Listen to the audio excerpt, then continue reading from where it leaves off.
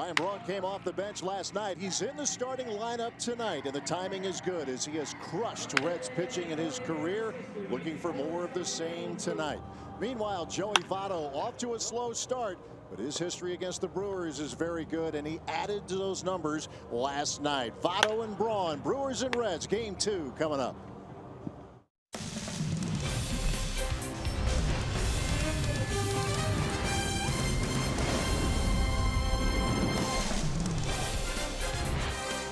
We're still waiting on some spring weather, but really it doesn't matter inside Miller Park as the Brewers and Cincinnati Reds square off again. Game 2 of this series, Game 2 of a 7-game homestand here for the Brew Crew. And slowly but surely the home team is getting healthier. Christian Yelich is activated off the disabled list. He's not in the lineup tonight, but could come off the bench. We'll look for him in the lineup tomorrow for Craig Counsell's ball club. Good evening alongside Bill Schroeder. I'm Matt LePay. Sophia Minard is our reporter, and it'll be nice to see this lineup get healthier, get back to the lineup we thought we were going to have here throughout the course of this season, Rock.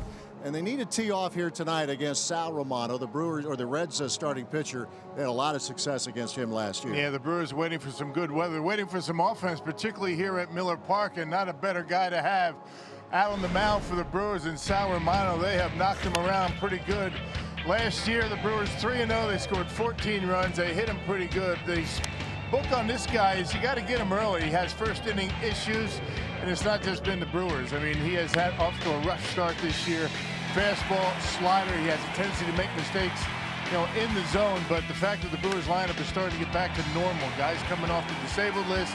You have guys that are banged up back in the lineup. Good to have Ryan Braun in there today. He's had great numbers against Romano in the last couple of years.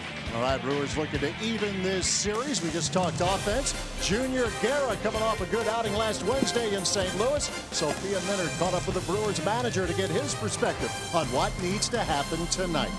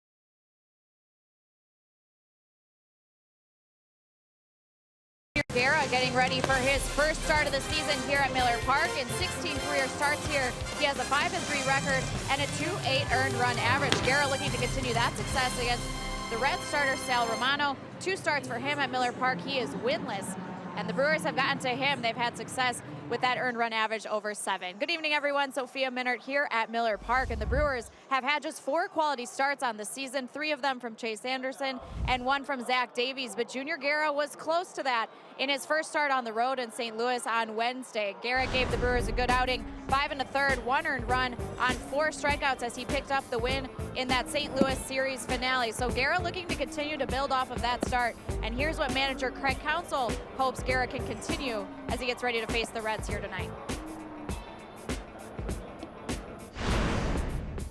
Yeah, I mean, he pitched a really good game. I think that was the big thing. You know, we'd come off, you know, an extra inning game the night before, and he gave us, you know, a very efficient start and a quality start. And so, you know, above anything, he kept runs off the board. So it's encouraging his first 2 starts of the year. I think spring training's been good. His velocity's improved since last year. So a lot of good signs.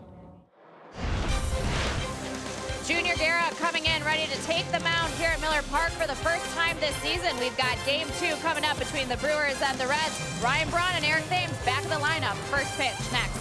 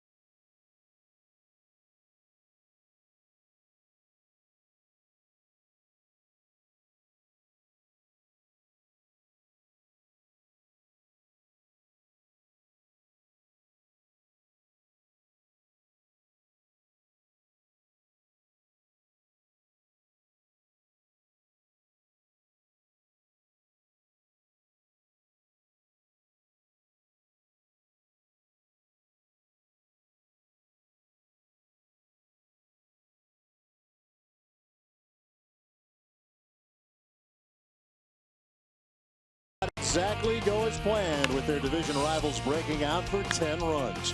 But today is a new day, and the Brewers have 2 of their biggest bats back in the lineup.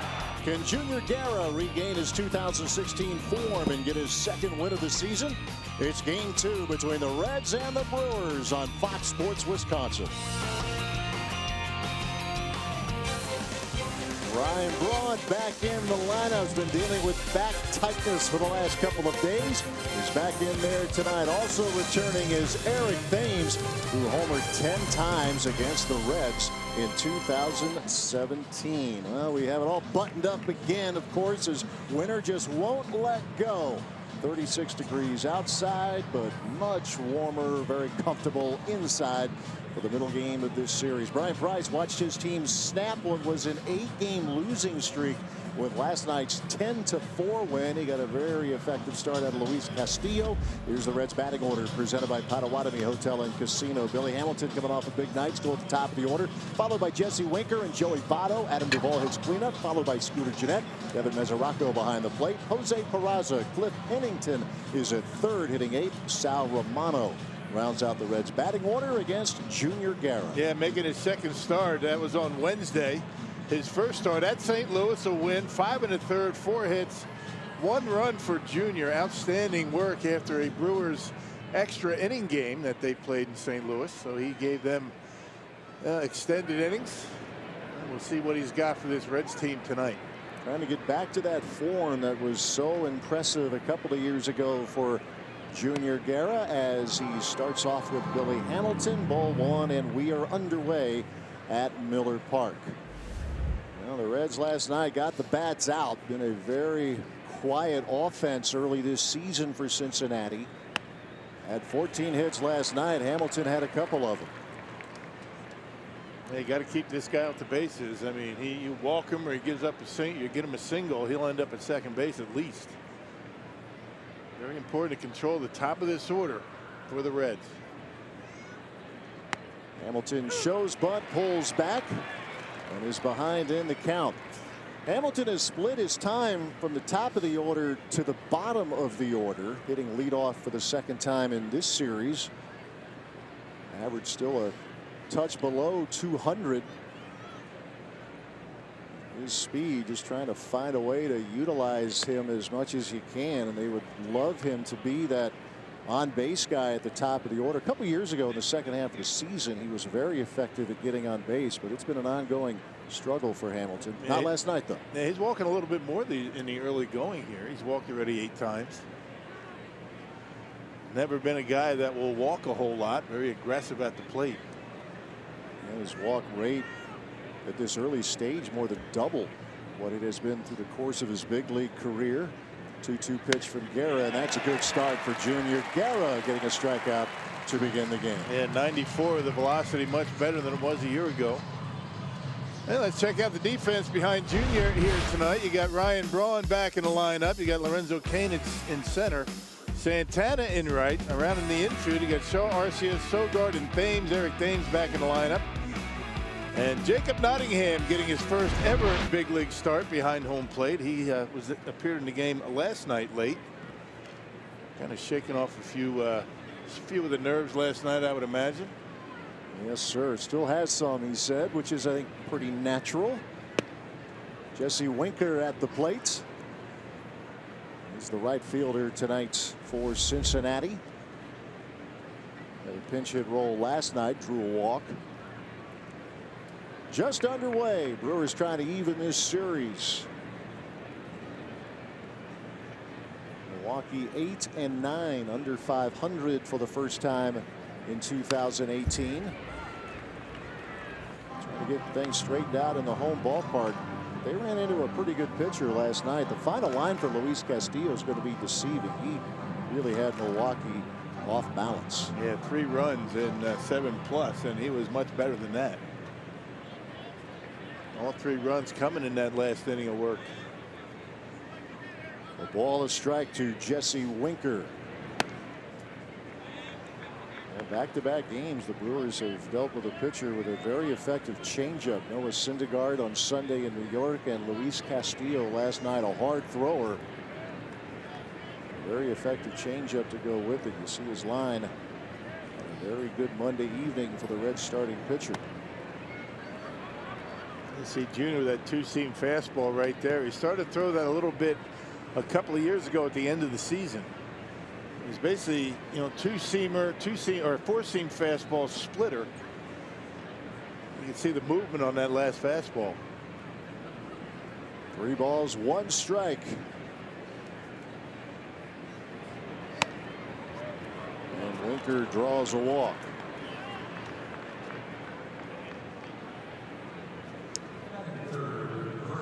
Craig Counsell going with Guerra a second time around. Junior had a good outing, 5 1/3 against St. Louis. Scuffled against the Reds a year ago in the 1 start he had. Here's Joey Votto. A struggle for Votto so far this season, but a good night for him last night. The Reds had 4 players who had a multiple hit evening. Includes Votto, who was 2 for 5. The offensive numbers really bad for the Reds, but you wouldn't know it based on what they did last night. Well, they pounded out 13 hits. They broke through a 3-run inning against Brent Suter, and then a 6-run sixth against Oliver Drake. That blew the game open. Brewers tried to fight back, but could get no closer than 5. Reds tacked on another run in the 8th to win 10-4.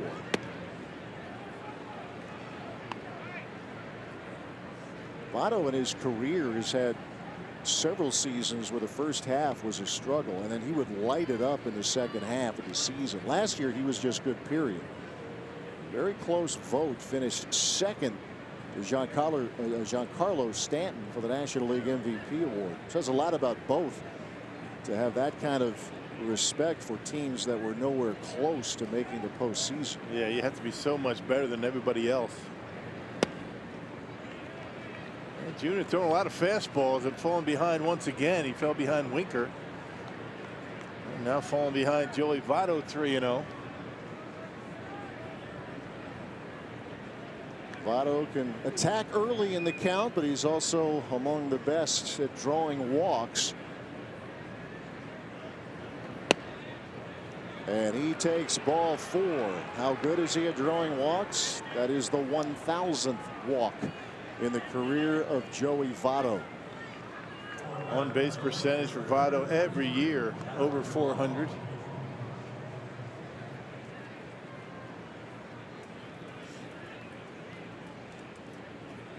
And 1,600 hits for Votto. Hit that number last night, and 1,000 walks.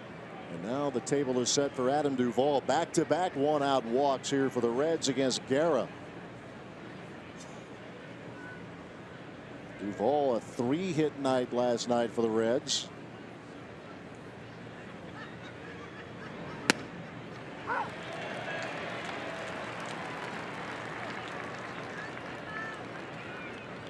one thing about last night, and we talk about it a lot this season, trying to get an extended start. In this case out of Guerra tonight, but if there's a silver lining to last night, they only went too deep into the bullpen. Drake had their very rough 6th inning, and then Jorge Lopez gave this ball club 3 innings of work last night. Exactly what they needed out of him. Sent Lopez down to the minor leagues today to make room for Christian Yelich on the 25-man roster. Yeah, with the 3 innings for Lopez, you knew he wouldn't be available for a couple days at least, so Yelich gets the green light, and he'll be part of a 5-man bench here for the Brewers tonight. 2 strikes to nothing to the Reds left fielder, who has homered 3 times. He has driven in 9 here in this first month of the season, and that is hit well into center field. Lorenzo Cain has it trapped, and that's out number 2. Well, a lot of fastballs for Junior. I don't think he's thrown a splitter yet. Yeah, fastballs at 93, 94. I think he's topped out around 94. He's thrown a 2-seamer, and check this out on an 0-2 count. A little bit too much plate with it, and there's 96. That's what I'm talking about. Velocity much better for Junior. You know, 96. I mean, he would get 96 a couple of years ago, maybe every now and again, but that's certainly not his cruising speed. Has a little extra jump to it, at least in this first inning, as he faces Scooter Gennett. 2 on and 2 out in the opening minute.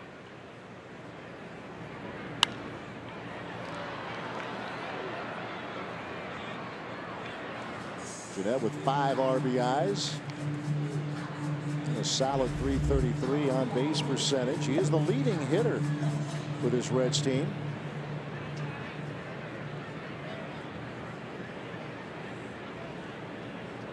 Give his team an early lead.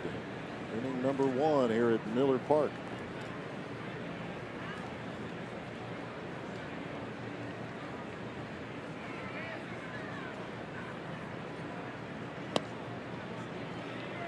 So Guerra's one and only start against the Reds last year was a very rough one toward the end of June at Great American Ballpark.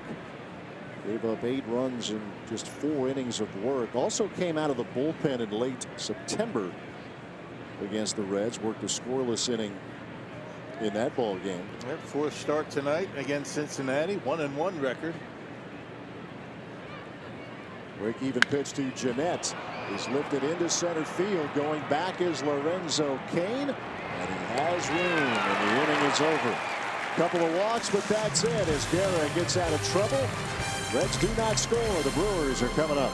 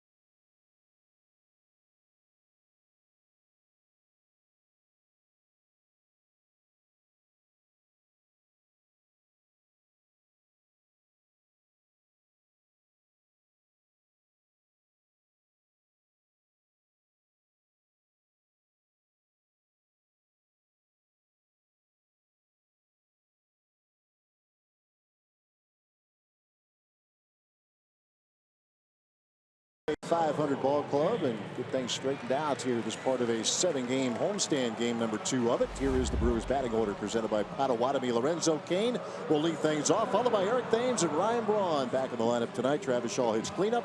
Domingo Santana 5th, followed by Eric Sogard, Orlando Arcia.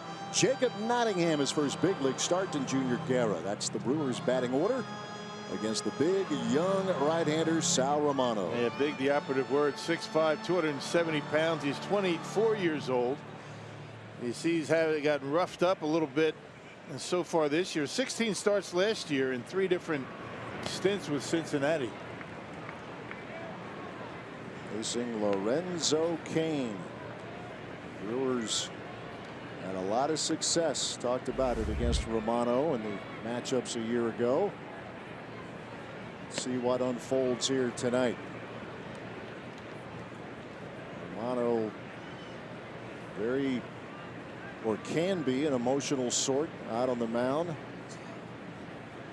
Hard thrower. Yeah, hard thrower, slider, occasional changeup. I would imagine watching Castillo last night, you would imagine, you know, that Romano might be thinking about a few more changeups, as effective as Castillo was with that pitch last night. Very good pitch for last night's starter for the Reds. Went with it a little bit as last year moved along for Cincinnati. Matter of fact, after the All-Star break, Romano became a regular in the rotation. The Reds have done so much mixing and matching, some through injuries, much through ineffectiveness, and trying to develop some of these younger pitchers in the organization. They say he really gets amped up out in that bullpen, and you know, as he settles into the game, you can see how heavy he's breathing out there, even in the first inning. He just wound up out there. 2 balls, 2 strikes to Lorenzo Cain, and that is strike 3 called, and Cain knew it. Out number 1. Well, let's check out our Pizza Ranch for the win tonight. Let's talk about Romano. He's had a lot of problems in the first inning. He gives up a lot of runs in the first inning, so the Brewers need to get him on the ropes early. The Guerra splitter has been very good. It was good in spring training and good in his first start against Cincinnati, and the Brewers offense getting healthy, so they have to take advantage of having their guys back in the batting order. And here is Eric Thames back in the lineup. With a bit of a hip or groin issue. occurring in the series finale Sunday afternoon against the Mets on a very cold day at Citi Field, and Thames rolls one into the shift. That's Peraza over there on the first base side of the bag, and that's out number 2. Check out the rest of the Reds defense here tonight. Let's check out the outfield. You got Duvall, Hamilton, and Winker. Winker gets to start in right. He did not start in last night's game. Pennington, Peraza, Jeanette Votto on the right side, and Devin Mesoraco behind home plate. Former all-star catcher for Cincinnati. He's had a lot of injury problems. Ton of them, and they are fortunate in their organization to have Tucker Barnhart, who was behind the plate last night, a Gold Glove winner a year ago. Ryan Braun also back in the lineup. He had a hit taken away from him last night coming off the bench. A terrific play by Scooter Gennett. Originally Braun was ruled safe, but replay overturned it. Just that kind of night for the Brew Crew. Yeah.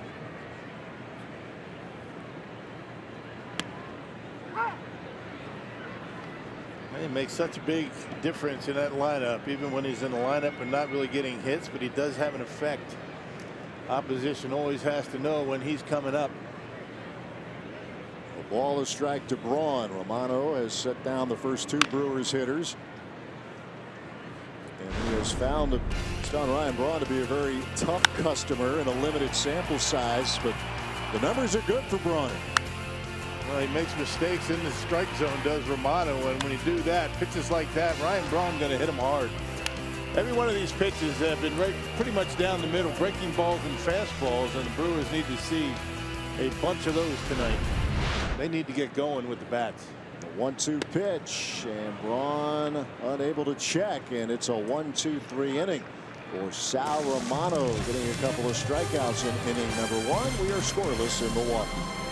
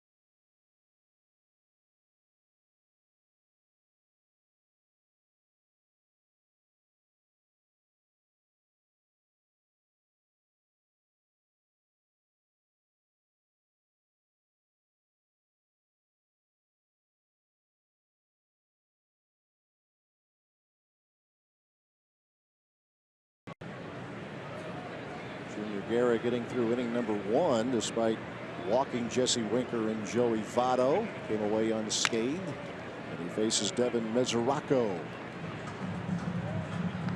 Well, you mentioned it, Rock. An all-star was Mesoraco in 2014, and in the next 3 years after that all-star season, he had all of 55 starts behind the plate. All those injury troubles. A lot of leg problems, hips, all kinds of problems, and when you have leg problems, the last place you want to be is behind home plate. And a real struggle for him since, and he just gets hit by a pitch.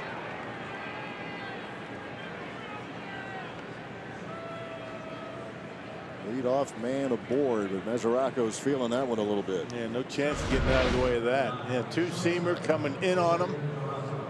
And gets him right on the wrist. Right on that right wrist.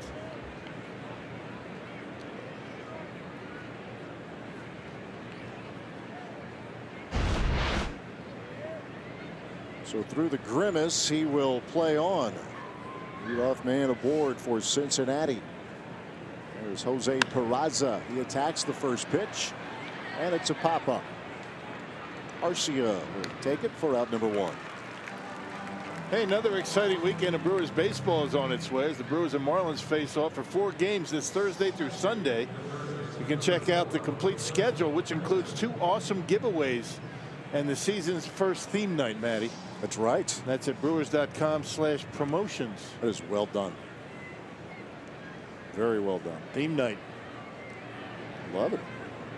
A lot going on. Yeah. Every night here at the ballpark. Understand the weather might be trending a little warmer as the weekend approaches. Yeah, let's get through tomorrow, and I guess we got another round of winter, and then I heard that maybe low 50s. Yeah, the big 5-0, a little better than that. Yeah, take it. That's supposedly what happens in springtime eventually, right? Rumor has it. Yeah. I'm ready to cry uncle. Yeah, it is getting a little old. Getting tough. Oh, the beauty of the roof. And you know the tailgates are going. We're a hardy bunch here in Wisconsin, but it's good to know that you have that option of walking through the turnstiles here at Miller Park, and you can be nice and comfortable. I tell you, the organization did a real good job of plowing out the parking lots for yesterday's game. People were able to be out there, and they got bundled up. The grills were going. Can't hold them back. Yep. A great scene. That's not so great in the middle of April, but the tailgaters will not be stopped. Can't even hope they contain it. 2 balls, 1 strike to Cliff Pennington. He's the third baseman tonight for Cincinnati. That's a good block by Nottingham. There's that split-fingered fastball. Finally, Junior breaking it out. I would imagine these guys hooked up down in the minor leagues. He did. He caught Guerra in 1 start with the Sky Sox, so there is some familiarity. And that was a big factor for Nottingham, I would think, last night, catching Jorge Lopez. And you pointed that out. And it was no small thing for Nottingham. Yeah, good for both of them, really, right? Here's a ground ball to Sogard. That's Arcia 1, and that's all they'll get. Get the force of Mesoraco. There are 2 men out in the second. And that long throw for Sogard, but he's able to get the lead runner. No chance for the double play.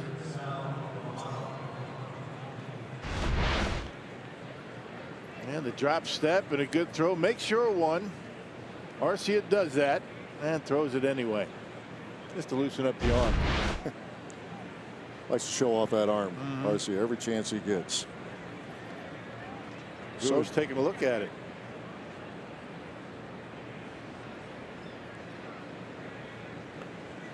That's Pat Murphy, trust me, on the phone there.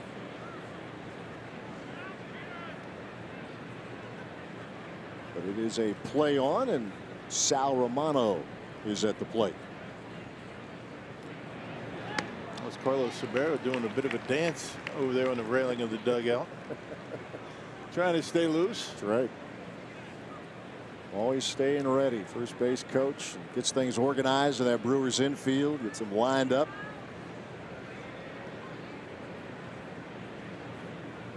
Romano has had 5 at bats, and he has struck out on every occasion. He's down to the count 0-2 here. Just don't let him get a hold of one. 6'5", 270. He could drive it. Saw the pitchers last night get some things done at the plate. Both Luis Castillo and then Jorge Lopez. First big league hit, a 2-run double.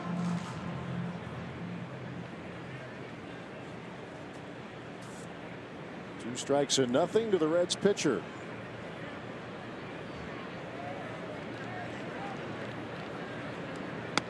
And that will end the inning. Strikeout number 2 for Junior Guerra.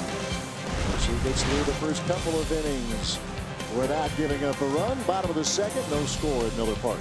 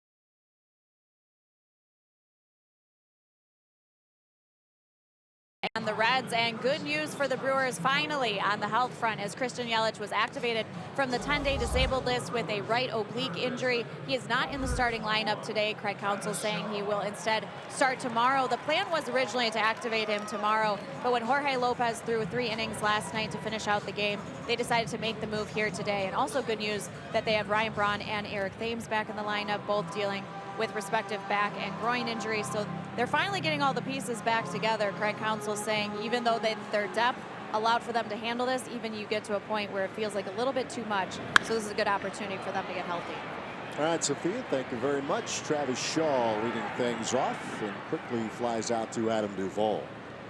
Yeah, it's encouraging. And you pointed out, Rock, in the pregame show, we know that Craig Counsell will mix and match the lineup. He wants to do it on his terms, not because of injury. And it's been a tough go in these first 2-3 weeks of the season. Yeah, continuity in the lineup. They might not play every day, but when they're in there, they pretty much know when things are normal where they're going to be in the lineup. Counsell has been forced to move everybody around, and sometimes that can be disruptive. But hey, I mean, I think every team is going through it right now. A lot of injuries in all of baseball, not just the Brewers. Yeah, the Reds have dealt with their share as well, but yeah, you can scan the rosters all across the big leagues and you see a pretty lengthy list of some key players who are down. Domingo Santana. And there's a ground ball over to third base, and Pennington puts it away for out number 2. Hey, if you're looking for the Bucks playoff game number 2, you'll find that on Fox Sports Wisconsin Plus. Details and channel listing is available on foxsportswisconsin.com. A reminder, you can watch both games on the Fox Sports Go app. Bucks Celtics game 2 on Fox Sports Wisconsin Plus. They'll be tipping off right about now, as a matter of fact. Bucks trying to even that series. Overtime loss on Sunday. Shot by Chris Middleton at the horn to push it into OT. Then that series comes back to Milwaukee, and see if they can go grab one on the road and ramp up this series coming back here to the city of Milwaukee. Too bad we can't get to a game, right? I know. It'd be nice to be able to check out a Bucks playoff game. Yeah, timing just doesn't work out. No, you got a job to do. We keep tabs, though. Keeping tabs on what's going on. You can see Romano trying to, force himself to use that changeup. I think Mesoraco has a lot to do with that. I mean, you can't sit in that dugout if you're Romano, last night, and Mesoraco, and watch Castillo with that changeup and not kind of feel like you need to use it. Eric Sogard with the first hit of the night for the Brew Crew. It's good to see Sogard's hit into some tough luck. He crushed a pitch last night against Castillo that hooked foul by just a few feet. Would have tied the game. And that's a vintage Sogard right there, taking a pitch away and staying on it and hitting a line drive into left field.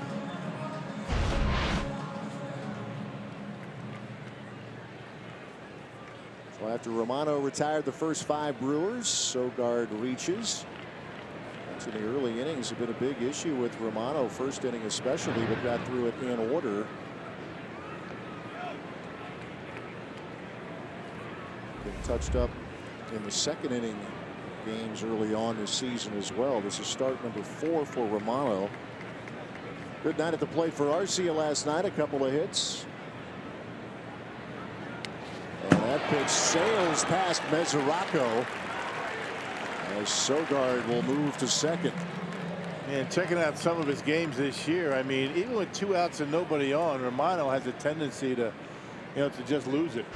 Lose the focus, maybe throw some pitches out of the strike zone, then give up a homer. The fastball gets by Mesoraco. Maybe should have had it, but it's going to be a wild pitch. Ball, no strikes to Arcia. Brewers with a runner in scoring position. That's been a very tough stat for this team. During the early weeks, it was like that for the Reds as well, but they turned that around last night.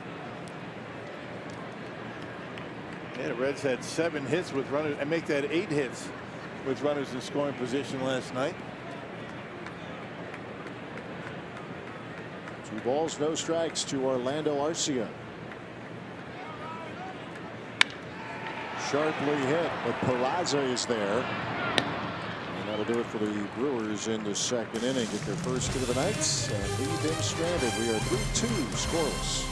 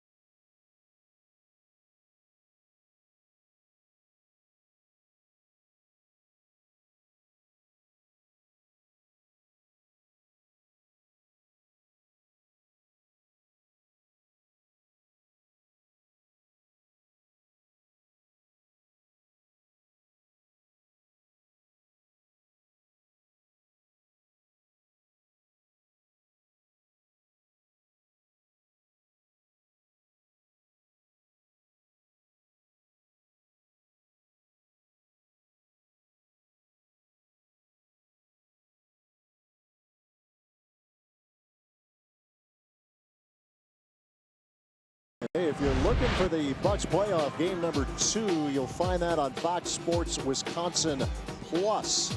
Details and the channel listings available on foxsportswisconsin.com. And remember, you can watch both games on the Fox Sports Go app.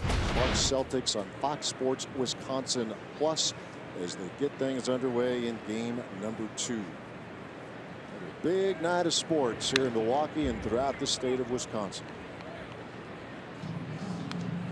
Top of the order here for the Reds, Billy Hamilton.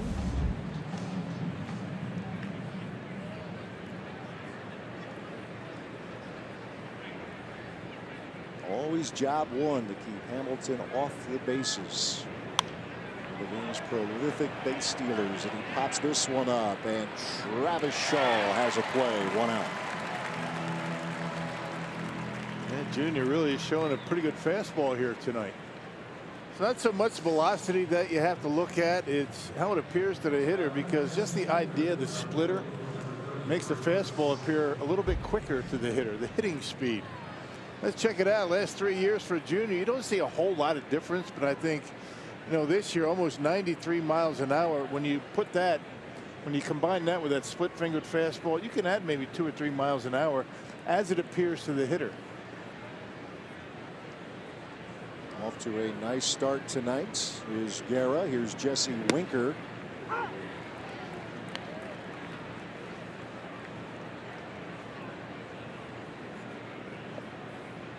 Winker made his big league debut against the Brewers last season, middle of April. Ended up appearing in 47 games.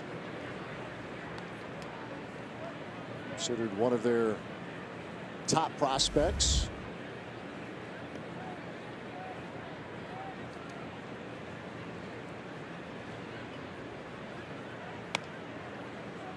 Actually, Winker in his second big league game factored in a Reds win against Milwaukee down at Great American Ballpark. 2-run double in the late innings of that game, and it proved to be the difference. 2-1 pitch is sent down the line in left field, and that will slice out of play. Now, the criticism on the Reds, you know, last few years, up until last year, was they had an aged, you know, position player group. I mean, guys were getting up there in age, the Brandon Phillipses of the world, and, you know, the Todd Fraziers, and, you know, now they're starting to really come around. They've got a good mix of young players, Guys that have been around a while, so I mean, I think the future is getting bright for Cincinnati. There's a roller to Arcia going to work for out number 2. Yeah, you would think that the Reds have the makings of being a team that here in the coming years can start to contend. It's been a rough go for Brian Price's team. The pitching has been a real trouble spot for this club. Yeah, last few years. Yeah, they've had some offense, starting with this guy, Joey Votto.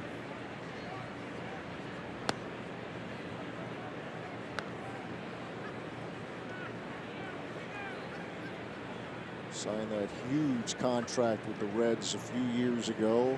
Long term, huge money.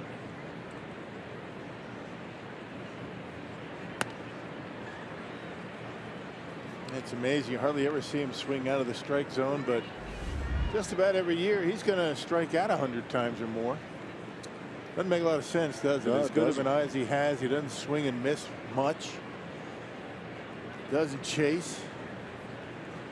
Yeah, 100+ punch outs. yeah, he's had his seasons which been 120, 130, maybe a bit more. Was able to cut it back somewhat last year, but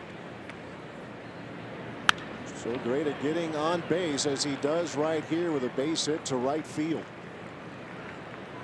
So Votto a walk and a single tonight, and he's the 2-out base runner for Cincinnati.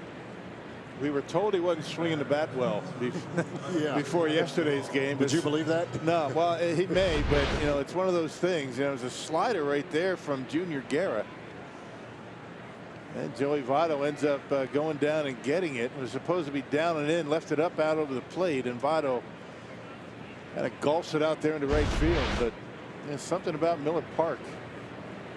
Sees it well here. He is big numbers against the Brewers. Big numbers in this park. We've talked about it probably every time these teams face off. The numbers that Braun has against Cincinnati and the numbers that Votto has against Milwaukee.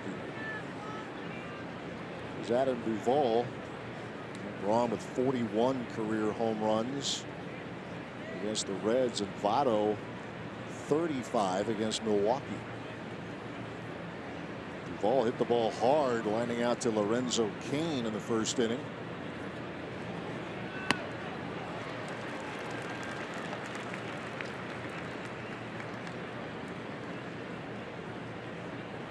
Talked about the offensive fireworks and the home run power these two teams put on display against one another last year. In a game last night that featured 14 runs, there were no homers.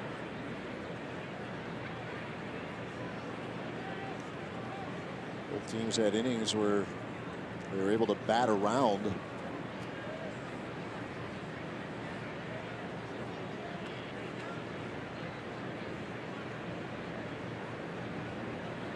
The ball a strike. Guerra against Adam Duvall, the Reds left fielder.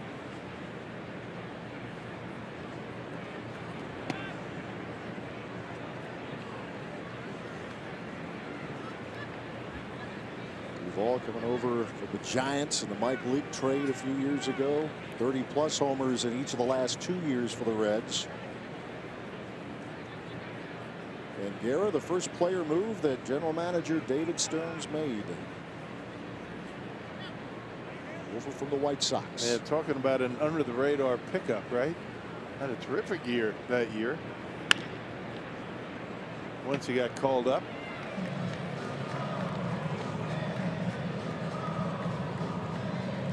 Well, last year, what could have gone wrong seemingly did for Guerra. Opening day, the calf injury. At the point he was set down, and then as the season was moving along, he was actually coming out of the bullpen for the Brewers. Yeah, 2 years ago, he was just outstanding. 2-2 pitch.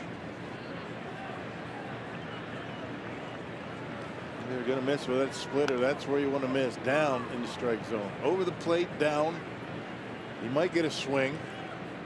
You don't want to leave it up, particularly with a guy like Adam Duvall. He'll knock it out of the ballpark.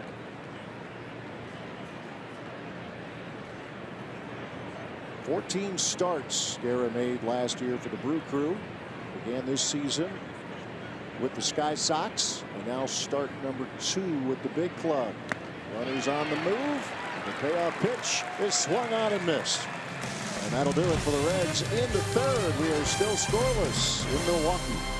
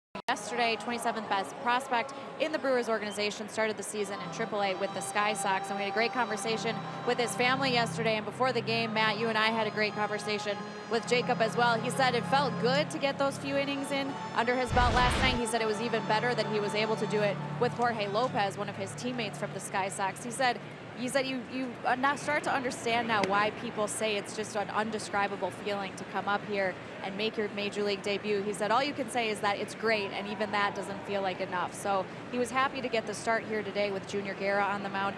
Craig Counsell said he was going to get a start at some point on the homestand, but the familiarity with Guerra, he thought that would be most beneficial for Nottingham as he gets his feet wet here in the big leagues. Yeah, you're right, Sophia. It was a great chat with him. And Rock, you've lived this as Nottingham hits a little chopper, tough play for Romano, and he makes the throw in time. Yeah, nothing like it. I mean, as you know, every kid that played the game of baseball in Little League, dreams about suiting up and playing in a big league game. But once you're in that environment and you finally get the call to get some action, you just want to get through it without embarrassing yourself, really.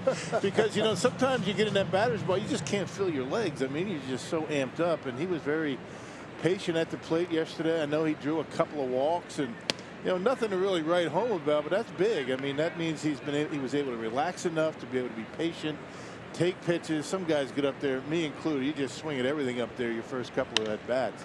There's Junior Guerra lifting a high fly ball out toward Adam Duvall. 2 up, 2 down here in the third. Well, the thing in the conversation, and Sophia pointed it out here a moment ago, Nottingham confirmed what you suggested last night. You figure the nerves are going. You got the family here, but the fact that he was behind the plate with Jorge Lopez on the mound, big comfort there. Maybe help slow you down. And even tonight, to an extent, he at least has caught Guerra this season with the Sky Sox. That has to be big. Yeah, and very smart, for Craig Counsell to get him in the game like it was yesterday. The game kind of out of hand, not a lot of pressure. You get that first appearance, out of the way, and now he can get back into his game and start fresh here today. Just fun to watch the look on his face, or anyone getting that first big league opportunity. Big fan of the catching gear. You see it? It's a good look. Gold trim around the chest protector. Sweet.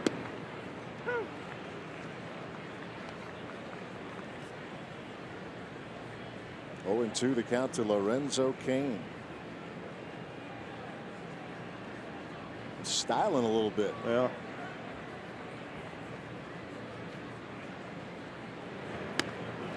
not sure how you can catch 3 innings and not have a hair out of place. It's kind of like the Bryce Harper hair, right? Look at that. Like freshly combed. A ball, 2 strikes to Lorenzo Cain. Let's get more on the look of Nottingham. Sophia, what do you have? Well, while you guys are complimenting him on his hair, let's talk about the uniform there. So he calls it show gear, provided by Under Armour. And he said he received it at spring training from Under Armour, but he said he did not want to pull it out until obviously you get to the big stage. But look at it. It's flashy. It stands out. And so you know that his Brewers teammates are having a good time with it, with the Brewers rookie. But yeah, that's the show gear. You got to look the part. That's awesome. That is. We're also big into hair. Mine's gray and doesn't move. And Rod, you talk about the power alleys. Yeah, mine just falling out at a regular basis here. So payoff pitch to Cain. It's sharply to Pennington, and it's a 3-up, 3-down inning for Sal Romano. Some pretty good pitching going on at Miller Park. No score through 3.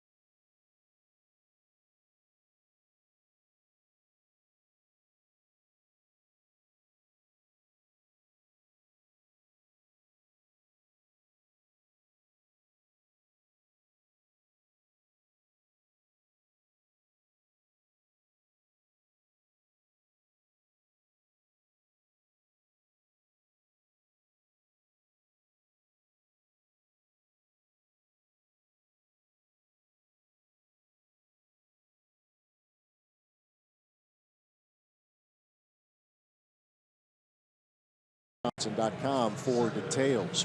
And also, if you're looking for the Bucks playoff game 2, you'll find that on Fox Sports Wisconsin Plus. Details and channel listings available on foxsportswisconsin.com. And as a reminder, you can watch both games on the Fox Sports Go app.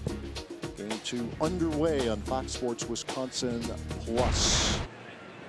We move on to the 4th inning here at Miller Park. Little pitching matchup in the early going between Junior Guerra and Sal Romano. Scooter Gennett leads things off. And he pops this one up. That is a ceiling scraper, and as a matter of fact, it hit it, and Sogard stays with it for out number 1. That's the first. We haven't seen many of those, if any. It's in play up there. Boy, and Scooter Gennett's the guy that does it. Who would have thought? Good job by Sogard to stay with it. Had it all the way, he said. Well, there it is. I got it. It was going to be Santana until it hit the cable up there.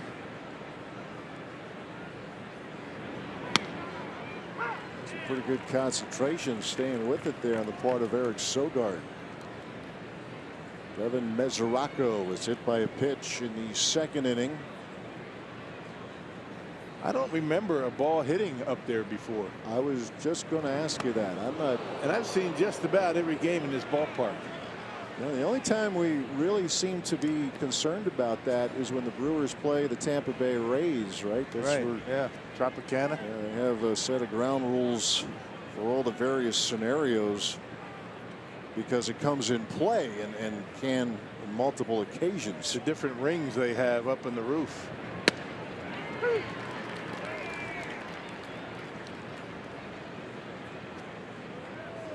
Ball, 2 strikes to the Reds catcher.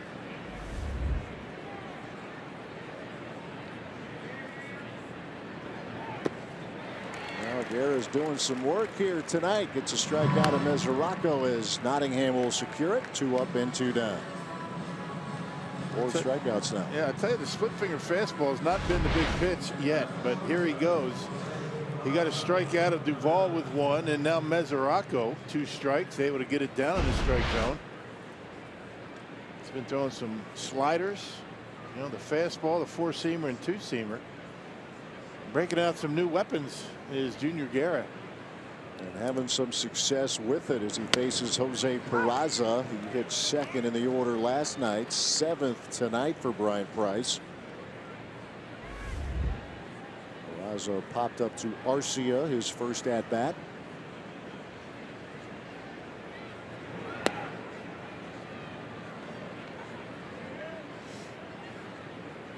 You're seeing that fastball about the norm right now, although we have seen him pop one in there at 96, seeing 92, 93. That's how he rolls generally. And this is hit in the air to center field. Lorenzo Cain will squeeze it. And it's a 1-2-3 inning for Junior Guerra. We'll see what Eric Thames can do leading off the bottom of the 4th.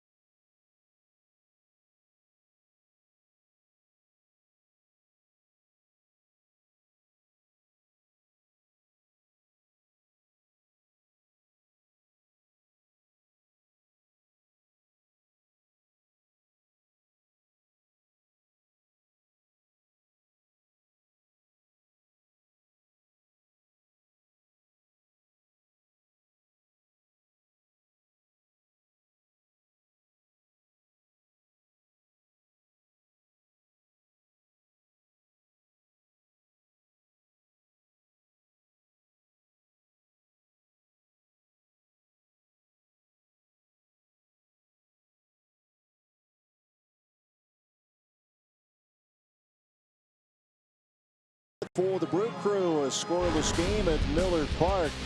Thames inflicted a lot of damage against the Cincinnati Reds a year ago. Powerball home run count, 10 of them against the Redlegs last season, including 8 in the month of April. That's something else, isn't it? Amazing. At a 4-game series at Great American Ballpark, homered in each of the 4 games, at a 2-home run afternoon. And then soon after they met again here in Milwaukee, and he just kept knocking them out of the yard. Monster first month of the season.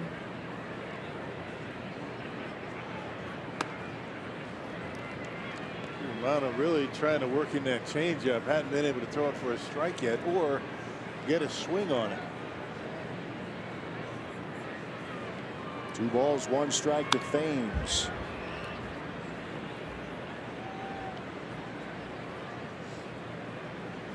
Five homers this season so far. 16 home runs in April the last 2 years. Only Bryce Harper has hit more. 17. And That is strike 3 call. Out number 1 of the 4th. Yeah, he likes to work inside, and he's been pretty effective in there. Jamming some of these Brewer hitters. Mesoraco's setting up on the inside corner, and he's able to get the call. Pretty good pitch. 3 strikeouts for Sal Romano, the 24-year-old. Now faces Ryan Braun. Braun, one of those strikeout victims in the first inning, and he'll lift a fly ball out to Jesse Winker. 2 men out.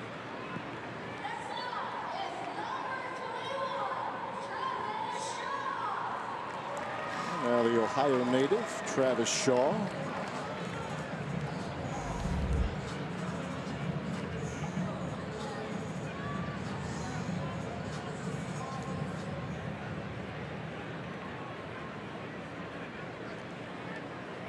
Both teams with just 1 hit so far. The Reds have stranded 4.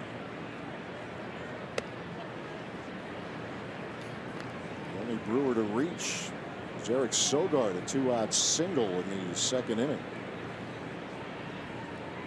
Advanced on a wild pitch, but that was as far as he got. 1-0 coming to Shaw. A broken bat. Shattered bat. I don't know how many of you had a chance to see the highlight last night. Bryce Harper broke his bat on a home run. Doesn't happen often. It happened before.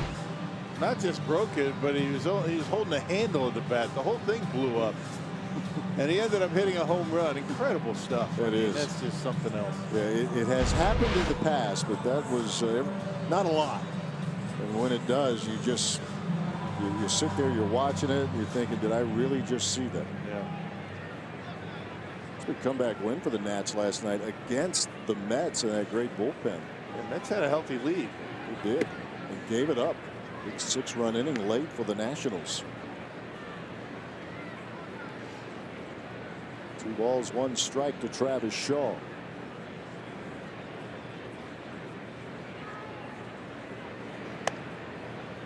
Nets are still 12-3 on the season.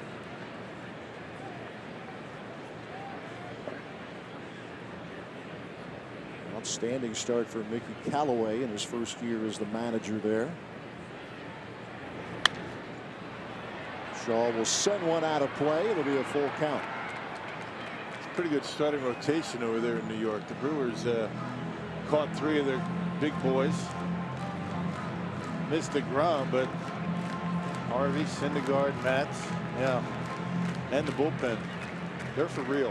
They are. Keep them healthy. That's been the ongoing issue at rotation.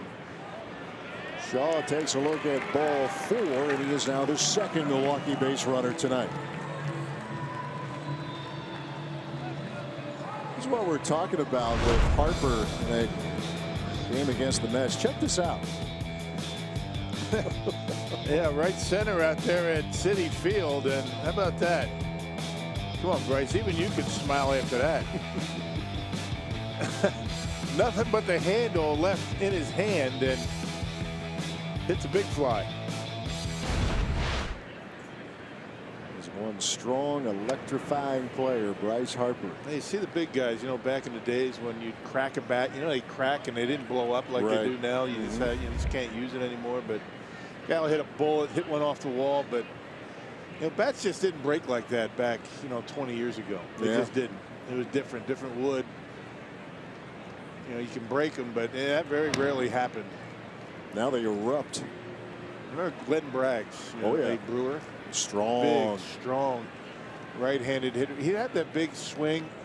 The backswing hit himself in the back when he would swing and miss. Yeah. He broke a bat hitting himself in the back doing that one time. He was chiseled. Yeah. Yep.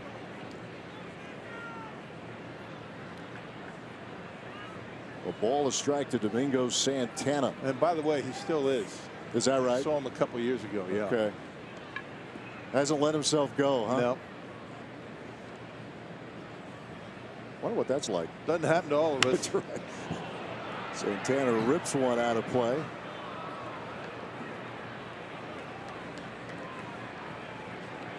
We would ask him his diet and workout plan, but we wouldn't follow it, so we won't waste his time. Very particular as to what he eats. Yeah. Like us. If it's in front of us, we'll eat it. Yeah.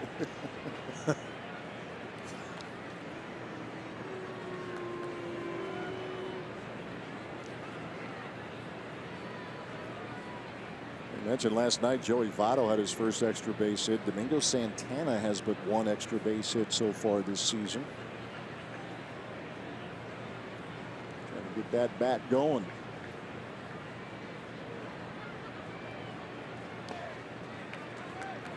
Blocked by Mesoraco. Santana, the big year at the plate last year, the 30 homer season for the Brew Crew. Still looking for his first home run. Hit one deep into center field last night. Would not have been a home run, but Billy Hamilton able to go back and get it. Hamilton, one of those, and there are a few of them in this game. If it's in the park, he thinks he can go get it, and most of the time he does. Romano with a 2-2 pitch. Swing and a miss. 4 strikeouts now for Sam Romano, and we stay scoreless through 4 innings.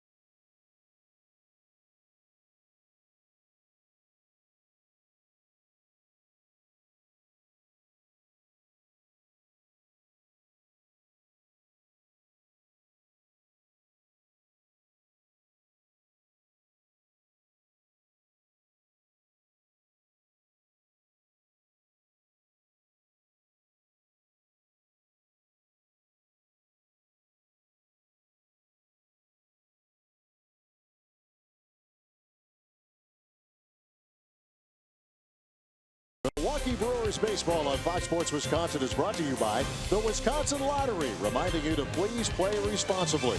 By Ascension, coming together to give healthcare a better name. We are Ascension. And by Pepsi, this is the Pepsi for your crew.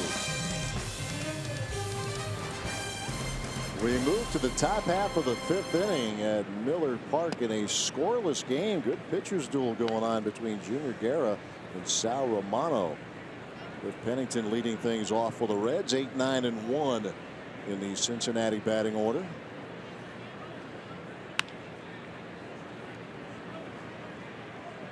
Reds mixing and matching at third base because of the injury to Eugenio Suarez. On a disabled list with a broken right thumb. He's hit by a pitch.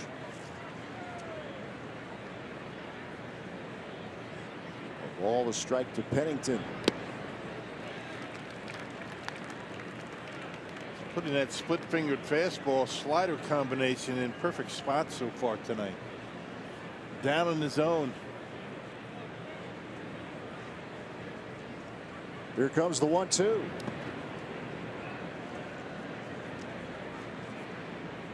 Pennington was part of that great draft class in 2005. He was a first-round pick. The Oakland A's out of Texas A&M. That monster draft class that included Ryan Braun. Pennington, a strikeout victim. 5 of them now for Junior Guerra.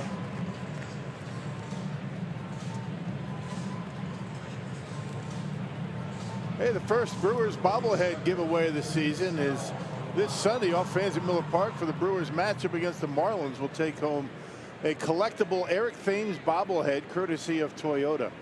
Secure your seats at brewers.com.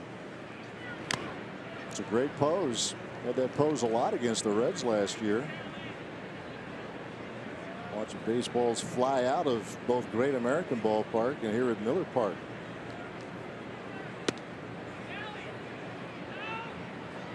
Well, it figures we talk about the offense that these two teams can put on display against one another, and nothing but donuts here so far tonight.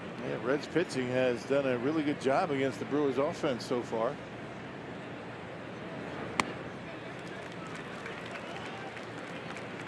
1-2 the count to Sal Romano. Looked at a called third strike in the second inning. He puts it in play. Gobbled up by Sogard. Out number 2.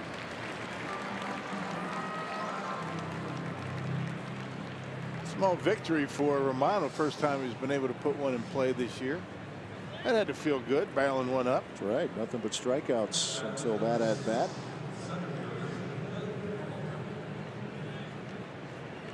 Back to the top of the order and Billy Hamilton.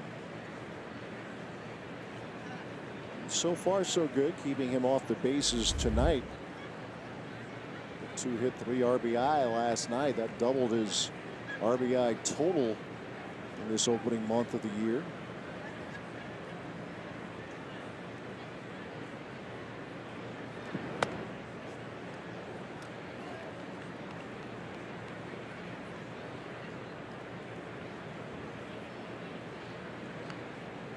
Could have been a wide receiver, Hamilton, the college level. Took this route instead, showing bunt again. Mississippi State was looking at Hamilton at one point. Well, the catcher was looked at as a linebacker at the University of Arizona. 2-0 pitch. Got a piece of Nottingham. Billy Hamilton, I imagine, outrun a couple of safeties on a post route, huh? Yeah, I think you'd want him on that route, fly patterns. I don't think you'd want him over the middle a whole lot. Right. Might get cut in half. Guys like Jacob Nottingham. Exactly. Nottingham be all about that. Come over my way. Doesn't it slow you down a little bit when you know somebody's ready to knock your head off as soon as you catch the football? Shortens your arms, too. You know what I mean? Yeah. They said, you know what? I want to play baseball. 2 balls, 2 strikes.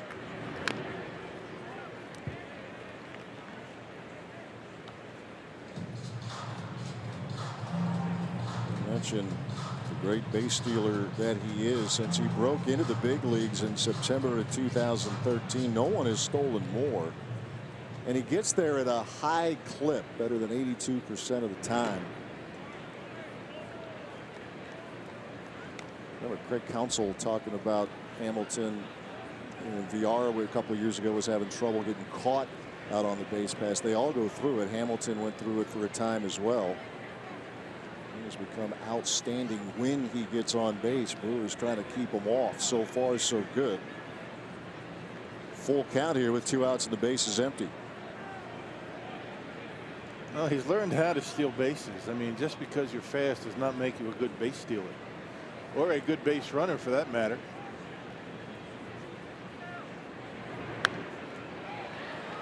Hamilton sends another one out of play. A nice catch in the stands. There you go. Well done.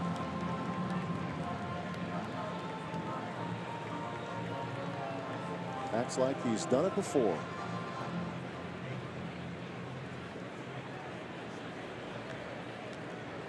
Good battle here. Guerra versus Hamilton. Payoff pitch again. In the air, down the line, in left field, and no play. Out of reach for Braun and Arcia.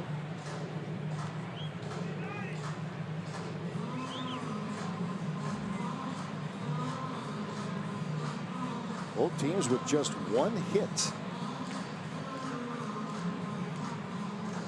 Guerra has walked a man. He has also hit a batter. And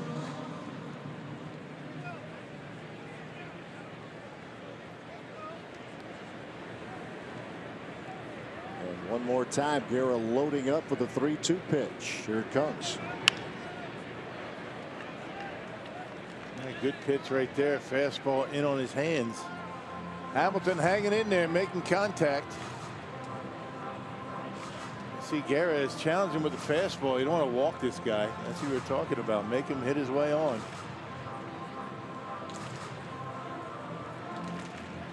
Pitch number 10 of the at-bat coming up.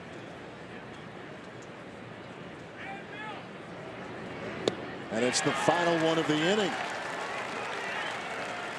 Breaking ball takes care of Billy Hamilton. Another 1-2-3 inning as we stay scoreless through 5 at Miller Park.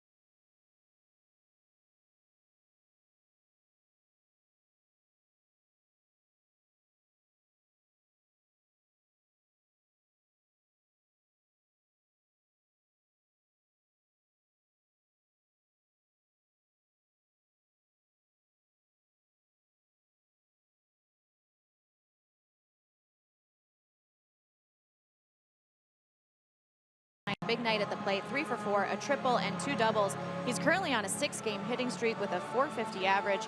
And in last year, he was one of 2 players with 20-plus homers and 20-plus doubles. A great year for him. And also an update for you, Wade Miley made a minor league rehab start in AA with Biloxi as well. 2 2/3 innings for him, 2 runs. None of those were earned on 4 hits. Did not have a walk and 2 strikeouts, 37 pitches for him. So good to see Wade Miley back on the mound. Yeah, it is, Sophia. Thank you very much. Eric Sogard leading things off. Rocked down spring training the last full week.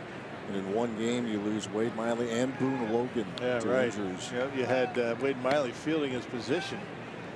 Yeah, hurt a groin muscle, and he was on his way to making the starting rotation. He was really throwing the baseball well. Would not be surprised when he is finally able to come back. He's going to be inserted in there. We'll see.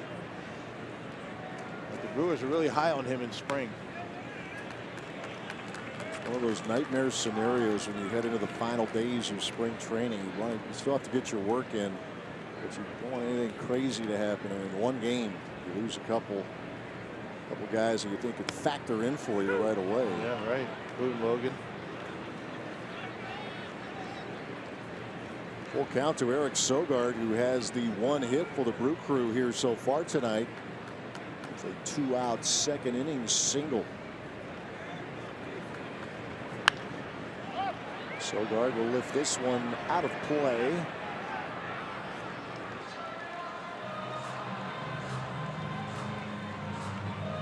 On a bounce, best way to get it.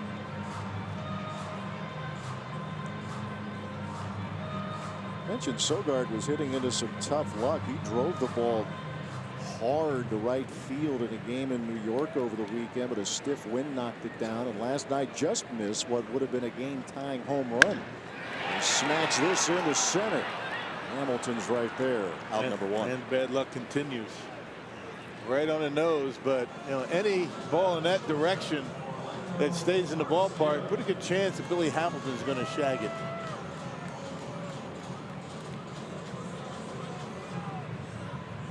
One out here in inning number 5 for Orlando Arcia.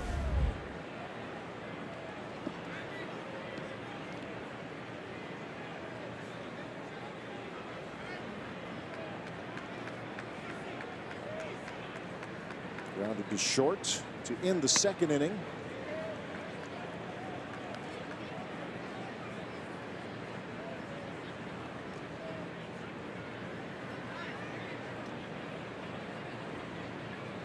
The 1-0 pitch. Drops a slider in there to even the count.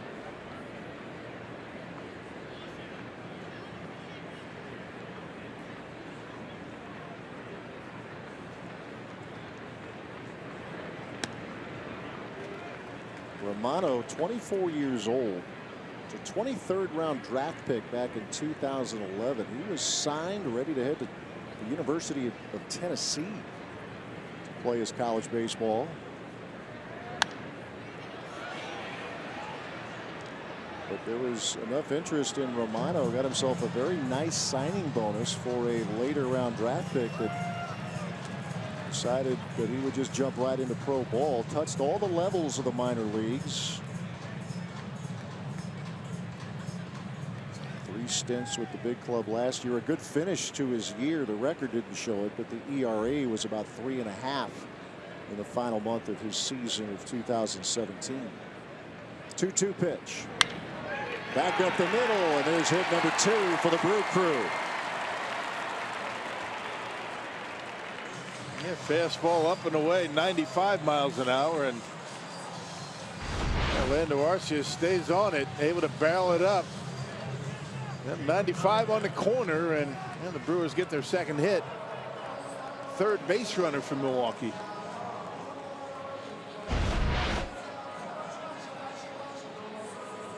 See if that can start something for the home team. Here is Jacob Nottingham.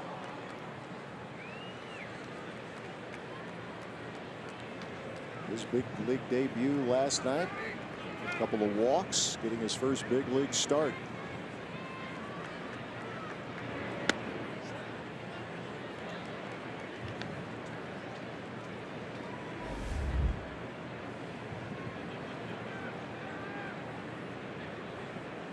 Family here scrambling for those airline tickets out of LA, and here they are. 1-0.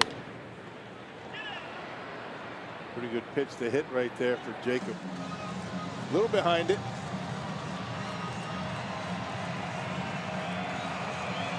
He had good power. He's worked very hard on his defense over the last couple of years.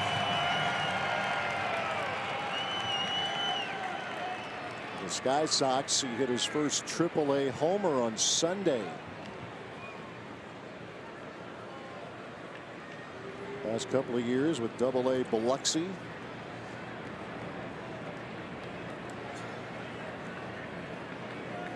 A ball, a strike to Nottingham with Arcia the runner at first.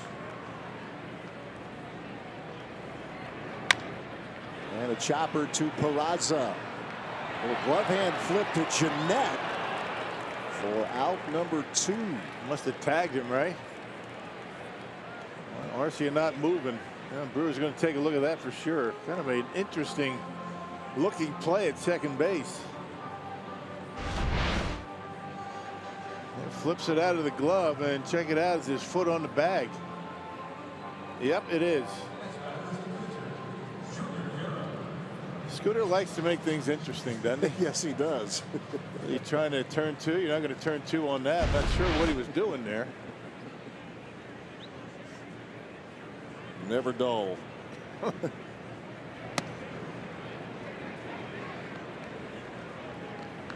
2 outs and 1 on for Junior Guerra.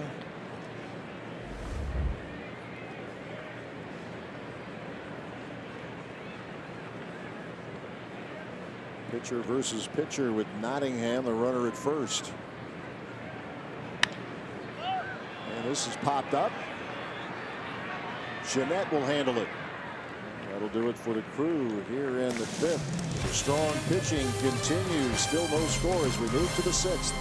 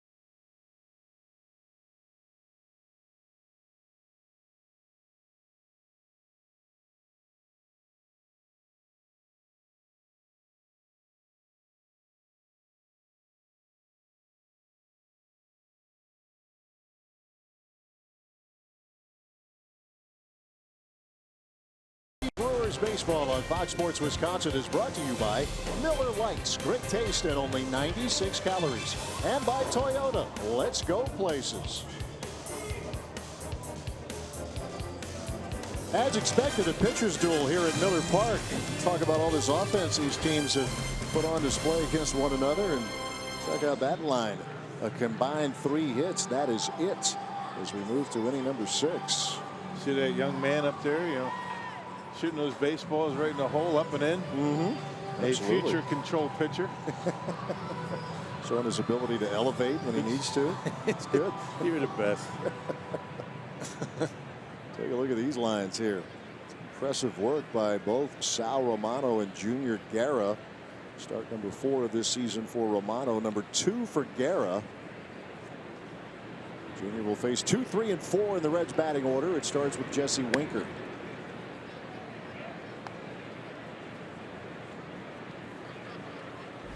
Winker, one of 4 base runners for Cincinnati with that first inning walk. Guerra has retired the last 7.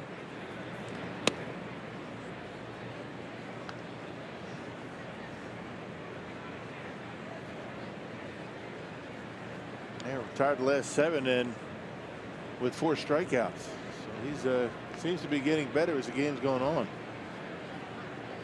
2-0 pitch. That's the pitch right there. I mean, we haven't seen too many sliders out of Junior Guerra over the years. Every now and again you'd see him flip up a curveball when, you know, he didn't feel like he had a good sense for the split-fingered fastball, but it's been more sliders tonight than splitters. Maybe thinking that the Reds are sitting on that split-fingered fastball. Maybe one of those I know that you know things. 4-pitch walk to Jesse Winker to start the 6th. Second time Winker has walked this evening. Great counsel last night needed to go too deep into the bullpen. Oliver Drake and then Jorge Lopez. There's Dan Jennings starting to get loose now.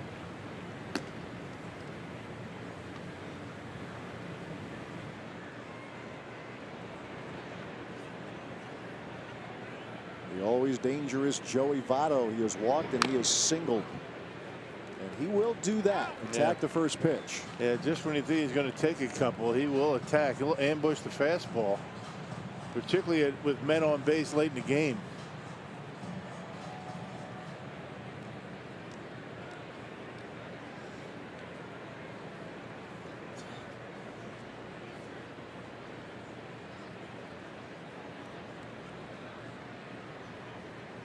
Short lead for Winker.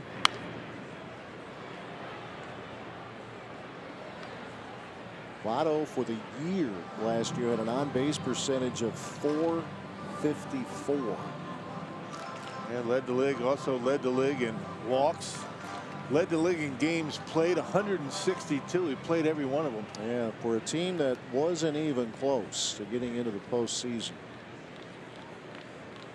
158 games in each of the 2 previous years. He's had a couple of years where he has gone wire to wire in games played. OPS of over 1,000 a year ago. 2-strike pitch.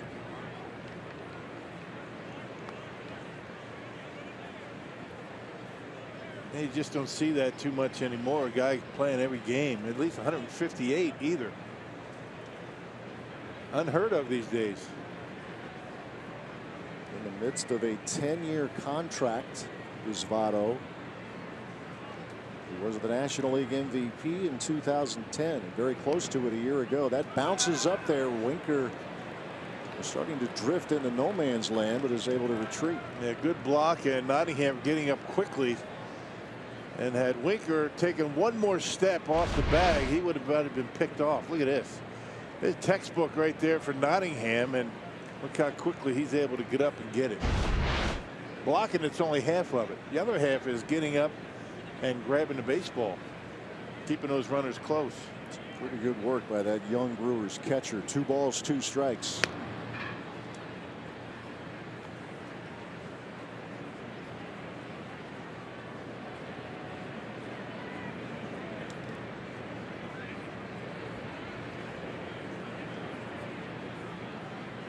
Guerra gives up a leadoff walk to Jesse Winker.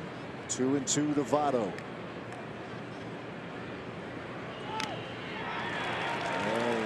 Got a piece, and Nottingham hangs on for out number 1. Yeah, fastball that time. Crowded him inside.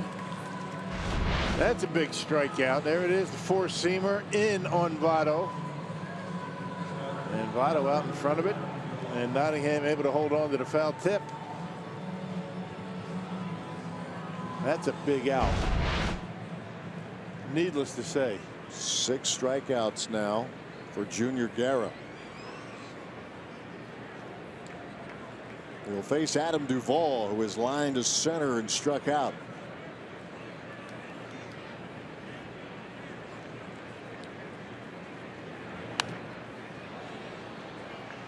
Check that, 7 strikeouts, I should say, for Guerra.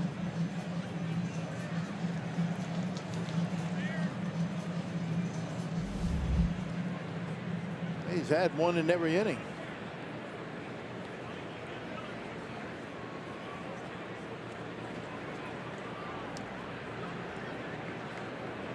One red has reached as far as second base. That was Winker in the first inning. Guerra with back-to-back 1-out walks, but worked his way out of trouble. 1-strike pitch to Duvall.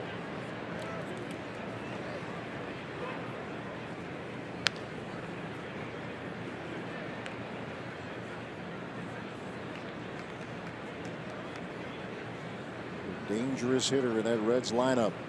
Guerra is well aware. Up to this point, we have seen the Junior Guerra we saw a fair amount of in 2016.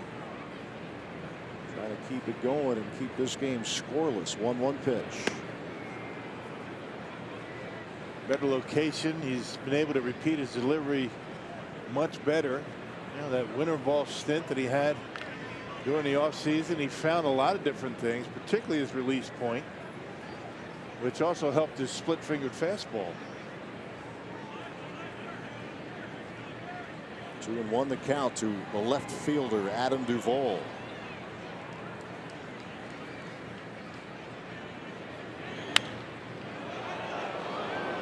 It's up down there.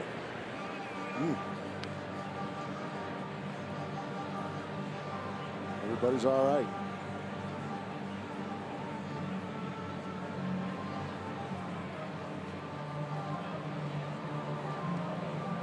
Second of 19 meetings between these two teams. this Brewers road trip, there will be a stop in Cincinnati.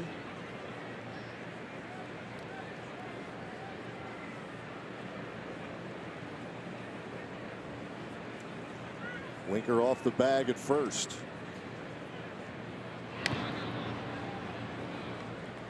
Mentioned the winter ball. They had Junior Guerra not pitch in winter ball the offseason before. Craig Counsell has talked, the intentions were good, but just the way Guerra rolls, the habits, just letting that be a part of who he is and what he does in the winter months. They're going back to that. Pitched pretty well in spring training, had to grind through a couple of outings when maybe he didn't have his best stuff, but was able to fight through it.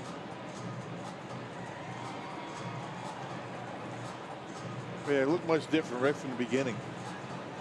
Command was there, and throwing pitches where he wanted them, and velocity back.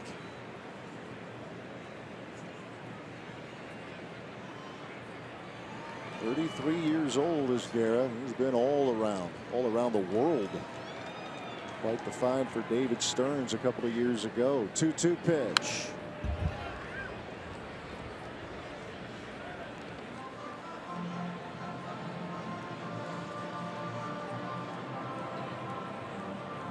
Duvall homered 31 times last year and 33 the year before. Drove in 103 runs as an all-star in 2016. 99 RBIs last year.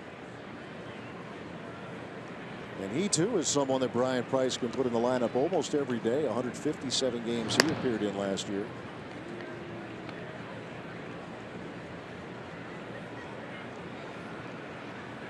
He's one of those hitters you'll trade the strikeouts for the run production. He punched out 170 times last season.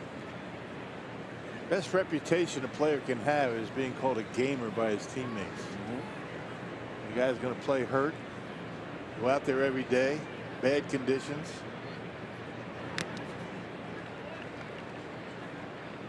Kind of a badge of honor.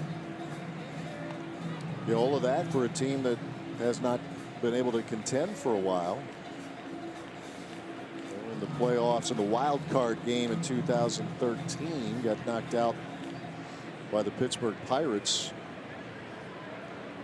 Their big year really in recent years of heartbreak was the year before, 2012, when in the best of 5 they won the first 2 games against the Giants on the road and then lost 3 straight in Cincinnati. 2-2 pitch.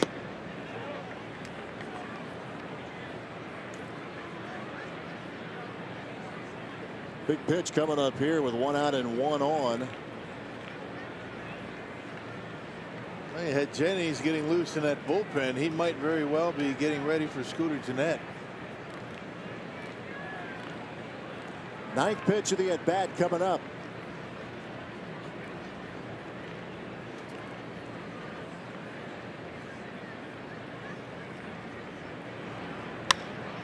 And a fly ball hit back into left center field.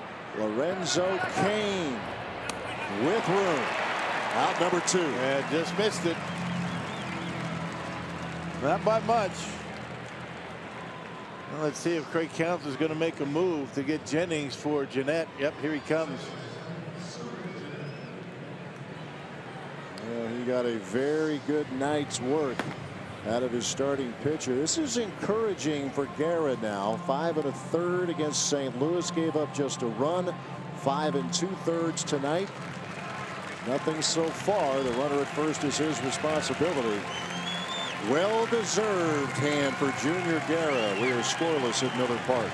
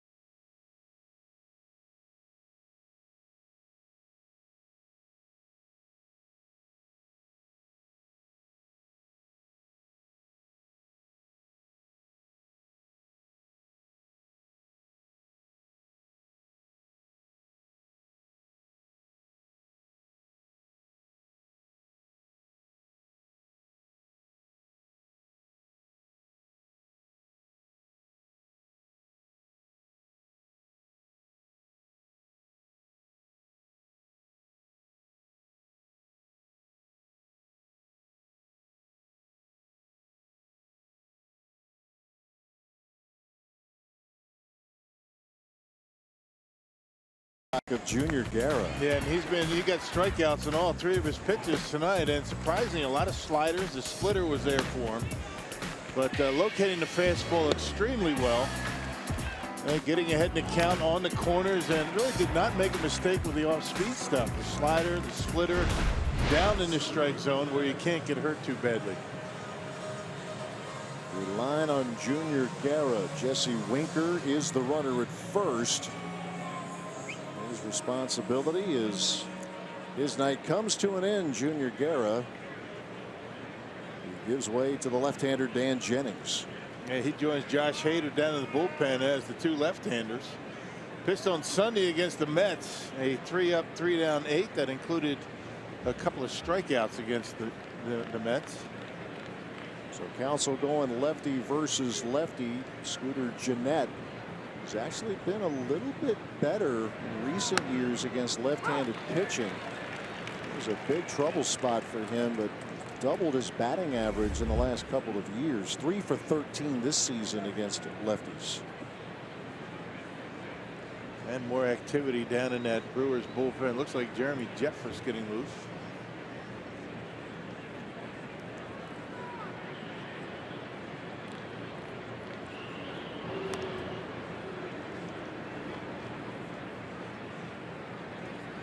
Brewers bullpen should be in relatively good shape.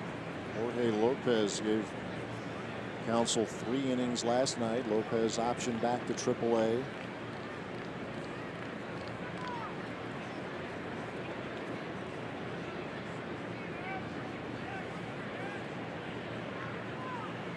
The 1-strike pitch.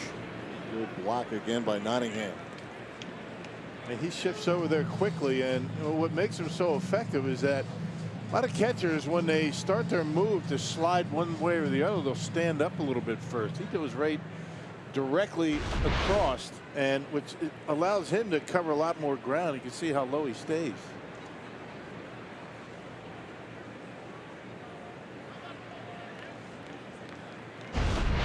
Helps that he's a huge man. 6'3", about 225.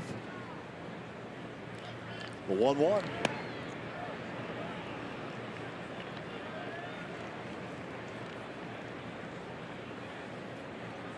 Gennett tonight has flied to center.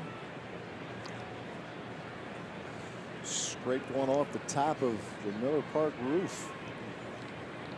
Pop out to Eric Sogard. That was in the 4th.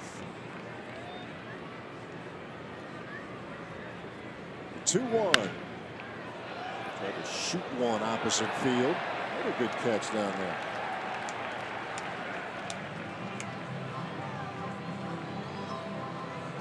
That's ball players in the stands tonight. Yeah, and that was a bullet. That was a line drive. Well done. Need a glove for that.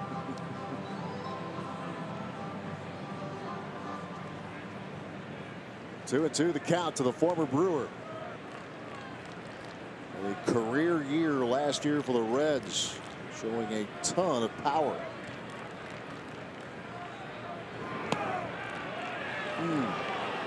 Full count.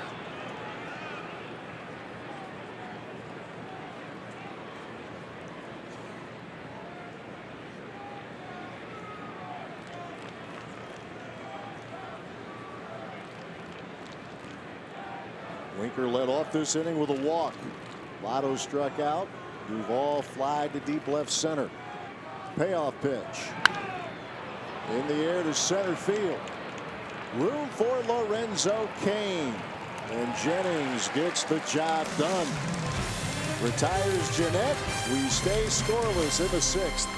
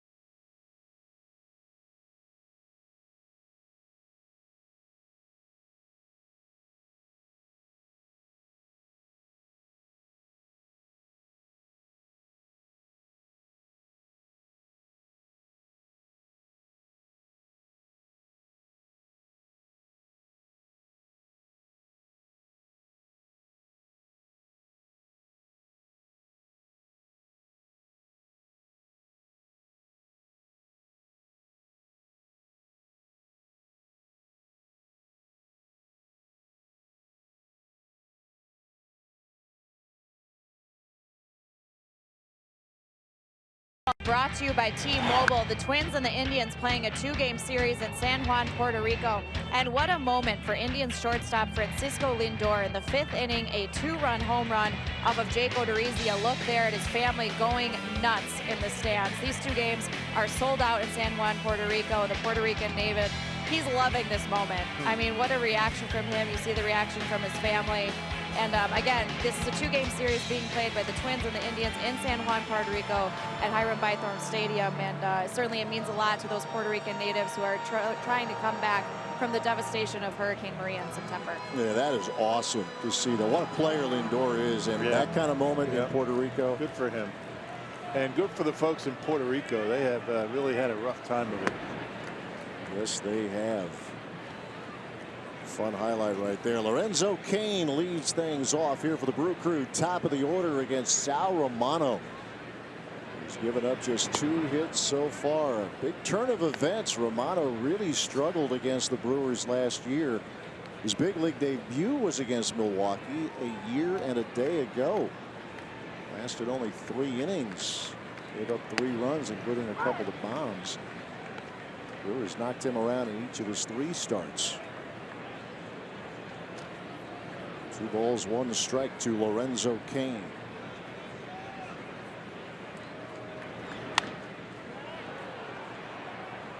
Hey, you wonder about Devin Mesoraco. He's out of the game. Tucker Barnhart now catching, and got to be an injury situation. Don't replace a catcher for a guy pitching a shutout. Injuries just keep piling up on Mesoraco. Mesoraco was early in the game. He was hit by a pitch. That was in the 2nd inning, but he did have another at bat. Barnhart was the starting catcher last night. Full count to Cain. Pretty good at drawing walks, and that's the 9th one that he has drawn this season. Leadoff walk to the Brew Crew center fielder. Yeah, first time they've been able to get their leadoff hitter aboard. Romano's done a very good job keeping the leadoff hitter off base. Now Eric Thames.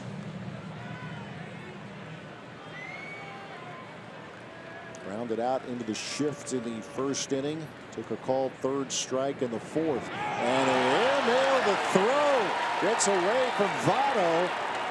And Lorenzo Cain moves up to 2nd. Nobody looking. I tell you, Joey Votto's very fortunate that that ball was high. Because he wasn't even looking. Goodness. Brian Price shaking his head. Look at Votto. Well, he does see it now. Surprises everybody. Airmails Votto, and now Lorenzo Cain at 2nd base. All of that with Cain not even off the bag. So a gift for the Brew Crew here in inning number 6.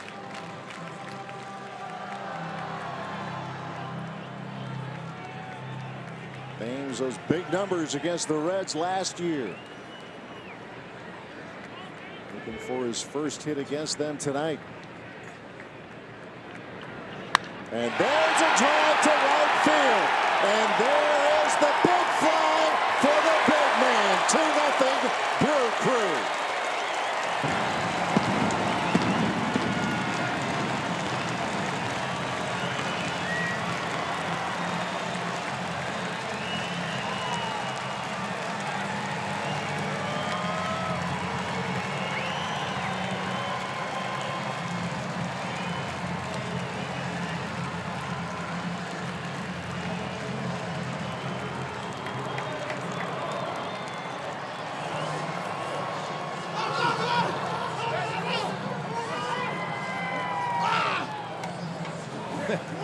Got to be careful in Aguilar and Thames. That's a collision course right there. Get out of the way. Now, no doubt about this one, huh? Fastball over the middle of the plate, and check it out. Launch angle.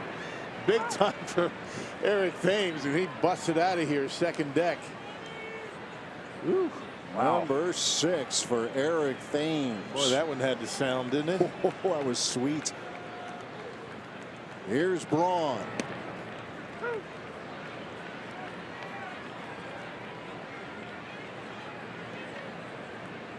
Oh, he loves hitting against the Cincinnati Reds.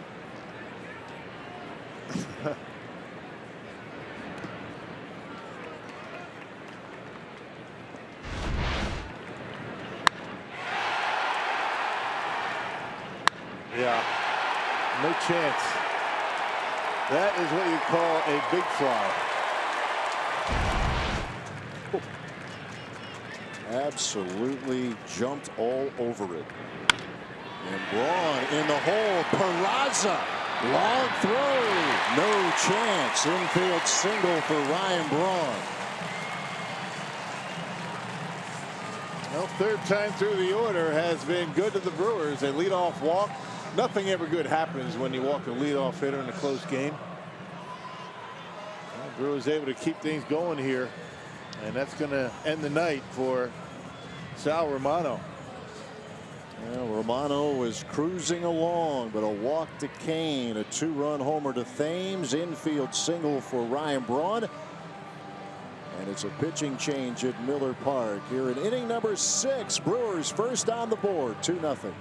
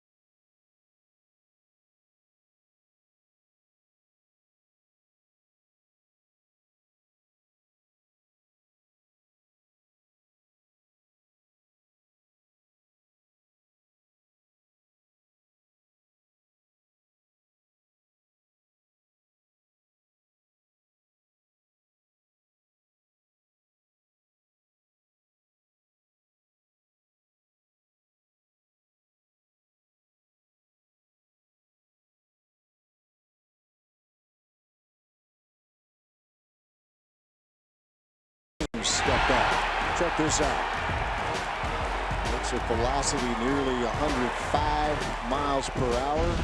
401-foot home run off Romano. You wonder how much the change in the catcher had anything to do with Romano here in this inning. He and Mesoraco were dealing together. Nothing against Barnhart, but it's just different for Romano, right? Yeah, exactly. Might have had nothing to do with it, but hey, I throw it out there. As Amir Garrett takes over, he's been tremendous. 7th appearance for him, has not allowed a run. 10 punch-outs in 8 1/3 so far this year. Yeah, he may have found a home coming out of the bullpen. Started last year for the Reds. First 3 starts were pretty good. Matter of fact, 5 of the first 6 were quality, but a lot of command issues and turned into a tough year for him. An ERA of over 7. He's facing Travis Shaw. A big guy that kind of slings it out of his hand. Fastball slider. This might be 1 and out for Garrett. Remember, right-handers coming up. They do have Sogard after Santana. 2 balls, no strikes. Ryan Braun, the runner at first. Mentioned those command problems that Garrett had last year as a starting pitcher. He walked about 5 per 9. 14 starts, couple of times out of the bullpen for the Reds. Yeah, walks will kill you, but particularly when you pitch in Cincinnati. Yeah, that small ballpark. Get base runners on, you give up a big fly, and never good. 3-0 to Travis Shaw.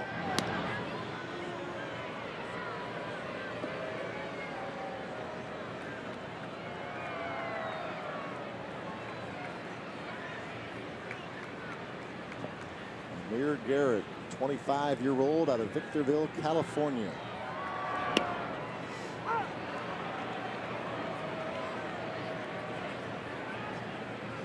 Shaw tonight, flat out to left field, walked in the fourth. First three Brewers have reached here in the sixth inning. They did so off Sal Romano. And Shaw with a base hit to right. Braun to second. And the first four have reached for the Crew.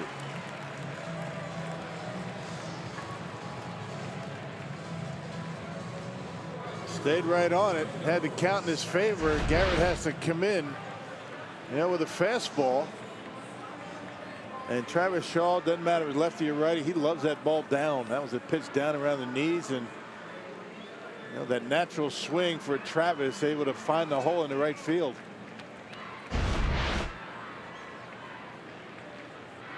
Hit number 5 for the Brewers, their third this inning. Here's Domingo Santana.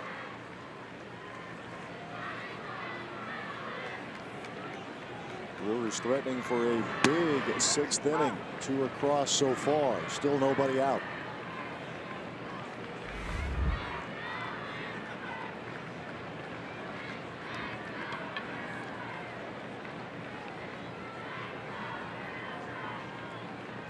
Infield single from Braun. Single to right from Shaw.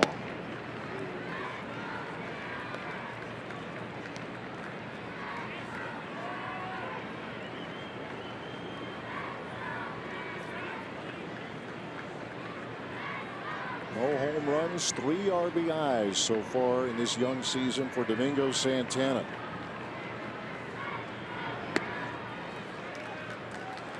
He's got that delivery. He really opens up that front shoulder a lot, and that kind of makes the arm drag, and you miss arm side quite a bit. Falling behind in the count, I don't care what kind of stuff you have. You keep pitching behind in the count, you're going to get hurt. 2 balls, 1 strike to Santana. Missed again.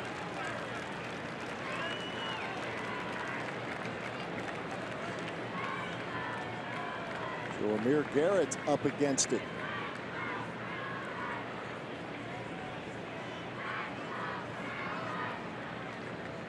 Hitters count for Santana. Swings right through it.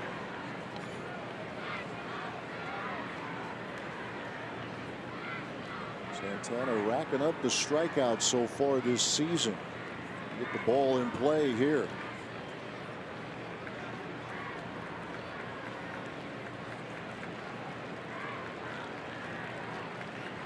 Garrett with a payoff.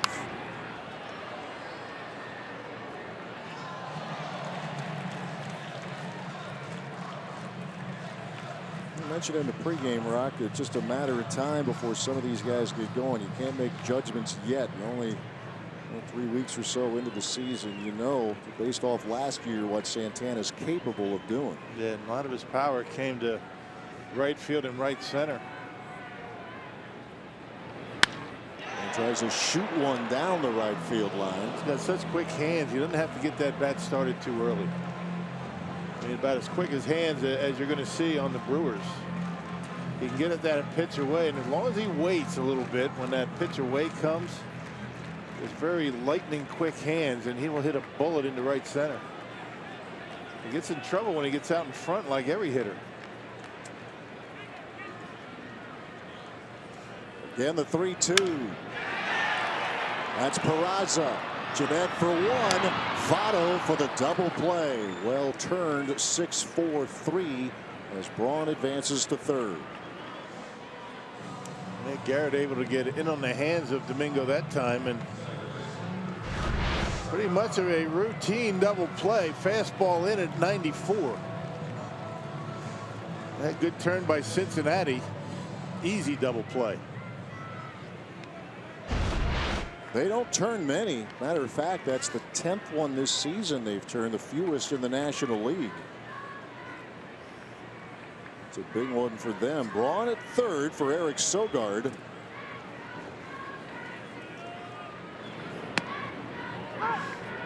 Slider in there for a strike. Sogard's night at the plate, presented by Wendy's. A single to left back in the second inning. Hit it hard, lined out to Hamilton in center back in the fifth. Tried that slider again. You talk about the lack of double plays. It's a staff that doesn't get too many ground balls. They've given up 27 home runs already. A lot of fly ball outs even tonight. A ball, a strike to Eric Sogard. Yeah, the Reds pitching staff overall an ERA of 5.78. Starters and the bullpen have had their struggles, although Garrett has been strong. At the back end, Raisel Iglesias can be electric. 2-1 pitch.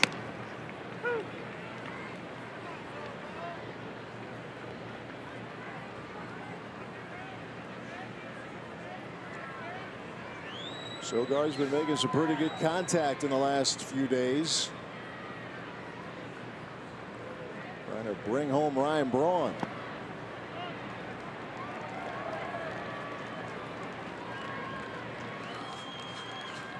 Full count to tonight's second baseman for Milwaukee.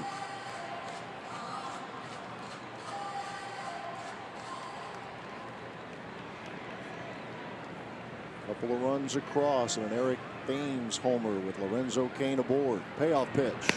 Struck him out, got him on a slider, and the inning is over. But the Brewers get on the scoreboard courtesy of Eric Thames. He loved April of 2017, kind of liking it in 2018. 2-run blast to give the home team a 2-0 lead.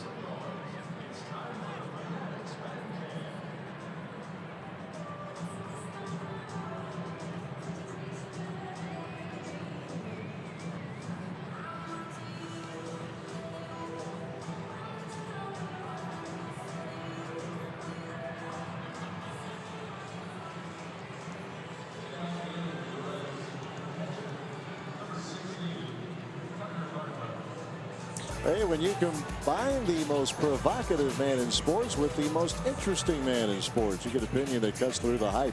It's Speak for Yourself with Colin Cowherd and Jason Whitlock, weekdays at 4 p.m. Central, only on FS1. Top of the seventh inning at Miller Park. Dan Jennings remains on the mound. First at bat for Tucker Barnhart.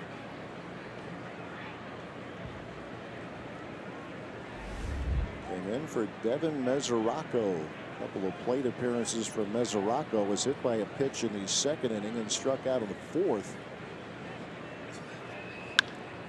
Barnhart shoots one down the line, and that's a fair ball. And the Reds catcher will take the turn. He'll challenge Santana, and he'll get there. Lead off double for Barnhart. He's a tough out. I mean, he's not going to really hurt you too bad offensively, but he will come up with big hits. Will put the ball in play. And it takes that one right down the first baseline for a leadoff double. third time that Cincinnati's had their leadoff hitter on. So now the wheels are turning as Craig Counsell comes on. A pitching change. Leadoff double from Barnhart. Brewers lead Cincinnati 2-0.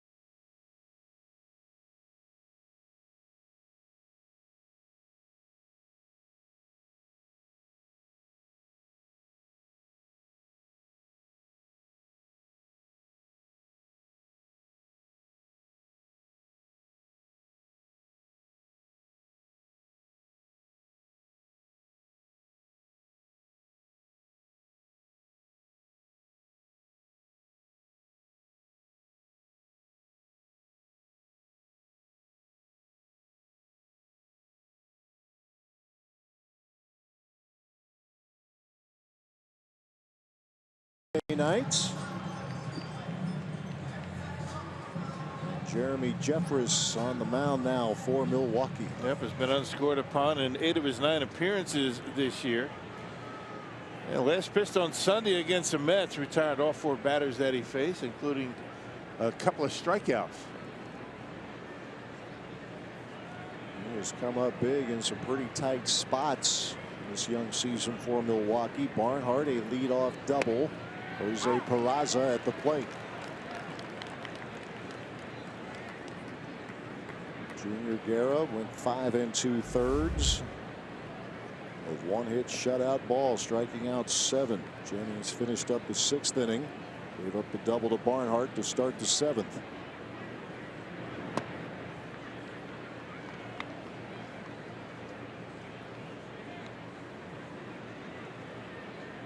As a Brewer, the ERA for Jeremy Jeffress is 2.48. Third time around with this organization. Fastball, curveball, split change, and all of them have been pretty good so far. Break even pitch, and on the hands, and a little bloop to Arcia for out number 1. Yeah, there's that big 2-seam fastball that just eats up right-handers when he gets it in there. It's got some good tail to it. Little run as it gets to home plate, in off the plate. Easy out. Broke the bat.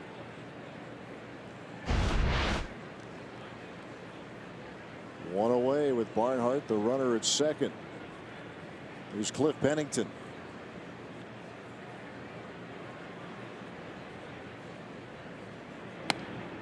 Looking for his first hit tonight.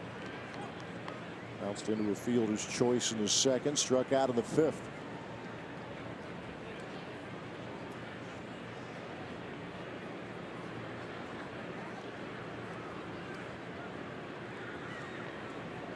.33-year-old Cliff Pennington, last couple of years with the Angels.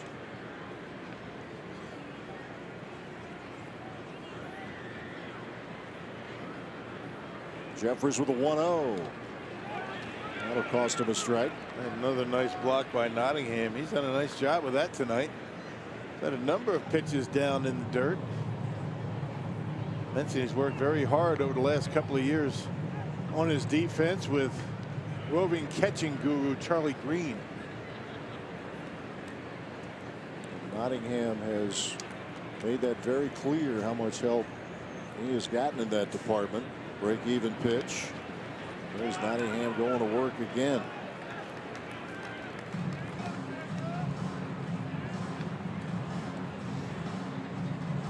He is impressive back there. This is his first big league start. Perfect. I mean, squaring up that right shoulder to keep it close.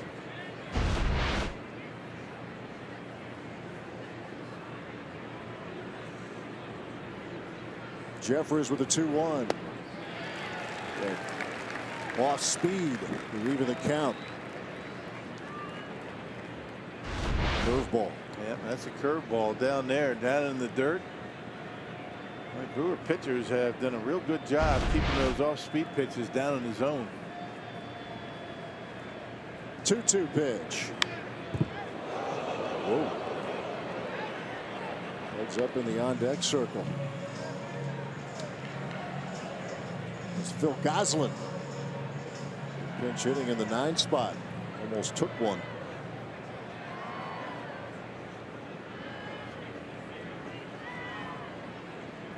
Barnhart, the runner at second. Again, the 2-2. Missed with the curve that time. Pennington's first 5 years in the big leagues were with the Oakland A's. Mentioned the former first-round pick back in 05. Best year probably would go down as 2011 with the A's.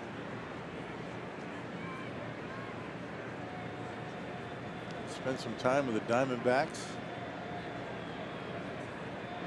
Blue Jays as well. Rolls one to Sogard. And throw is in time. Out number 2. As Barnhart moves to third. Hey, good footwork that time by Eric Thames. Throw from Sogard a little bit off the bag.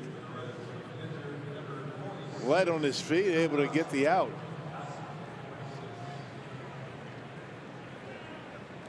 Eric Thames with a 2-run homer in the bottom of the 6th. That is the difference right now. Phil Goslin will pinch hit.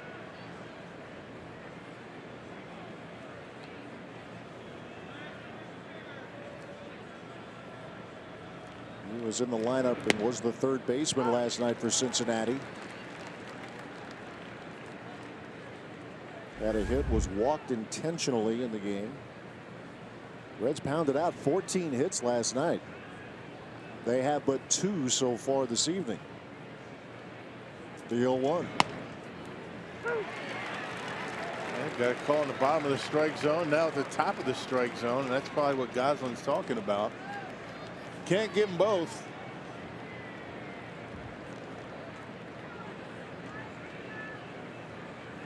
Two strikes and nothing. Jeffers coming on in the 7th inning, trying to keep the Reds off the scoreboard.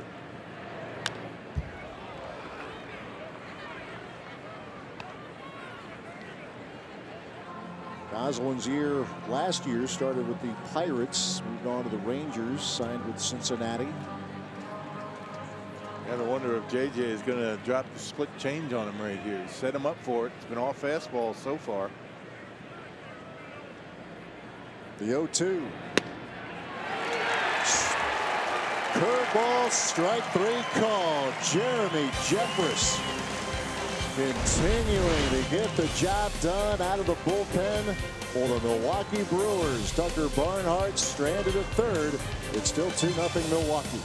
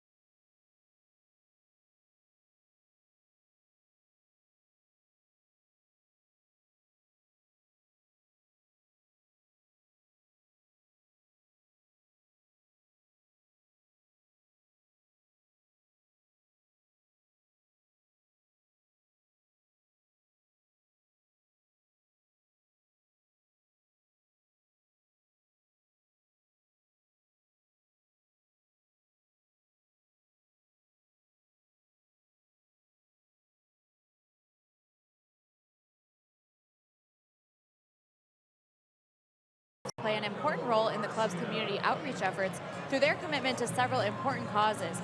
Each summer, the Brewers' wives will team up with BCF to raise funds through a number of special events, with proceeds earmarked for various organizations in the greater Milwaukee area. All right, Sophia, thank you very much. Bottom of the 7th inning here at Miller Park. Jeremy Jeffress doing another outstanding job out of the bullpen. Good pitching matchup here tonight. 2-0 Brew Crew. Yeah, Jeremy's been unbelievable, hasn't he? Now you might see. Maybe not. Jeffress is due up 3rd this inning. Orlando Arcia will lead things off. I think you might see Jeffress go out again, but the fact that he's up 3rd, you never know. Depending on how the inning goes, perhaps.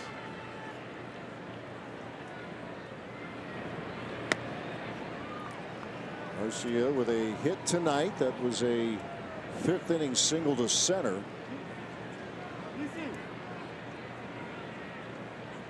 Only runs coming courtesy of an Eric Thames 2-run shot.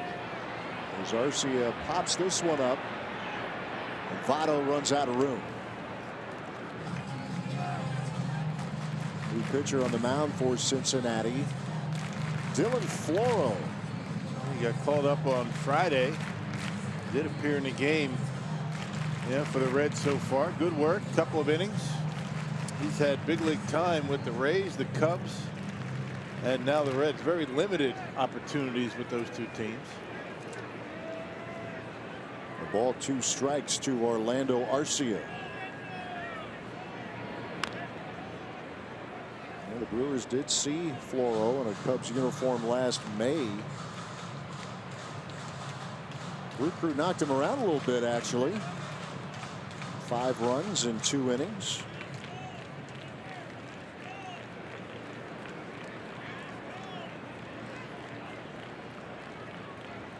The 1-2. Bouncing ball, and it goes off the glove and into left field. And a base hit for Orlando Arcia here to begin the 7th inning. Yeah, not sure Peraza would have had a play. I mean, deep in the hole, but no chance after it went off the glove. That'll be a base hit. Yeah, third baseman supposed to go for anything he thinks he can get off the glove, and any chance for Peraza's gone at that point. Would have been a tough play for the shortstop anyway. Here's Jacob Nottingham. He has been impressive behind the plate tonight. Looking for his first big league hit.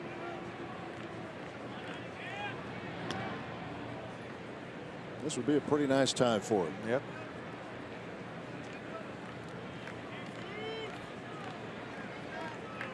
Six hits tonight for the Brewers, 3 of them coming in the last inning. And maybe drop down a bunt here. They already have Aguilar on deck. Greg Counsell not a big believer in bunting with his position players.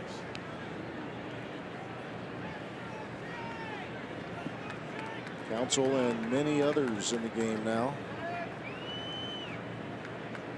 Philosophy now, you just don't like to give up the out. Different from yesteryear. Yeah. Well, you know, the Brewers like to get that 3-run lead.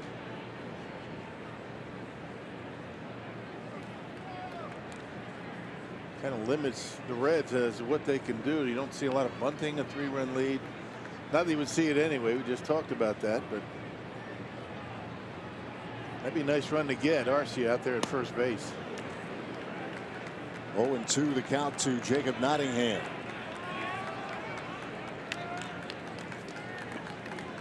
Sal Romano went the first 5+. He pitched well until that 6th inning. A leadoff walk to Lorenzo Cain. The 2-run blast from Eric Thames.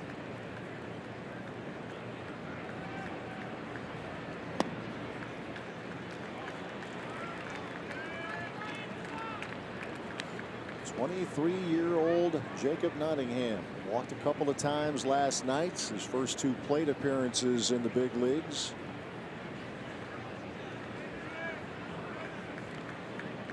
has admitted, no, the nerves haven't calmed down quite yet. Pretty understandable. I would imagine they have at this point. Maybe not before the game today. But by now, boy, he's playing like he's been around a while, yeah, right? I think, I don't think there's nerves at this point. Not in the middle of the game. You don't have time to think about that. His work behind the plate, he looks as though he's been around at this level for a while. Had a nice night. 2 balls, 2 strikes. Had a good eye at the plate.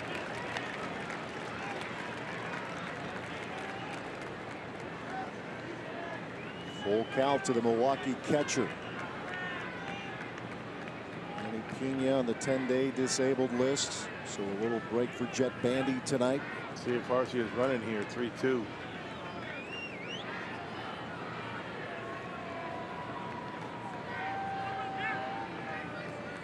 Floro well aware.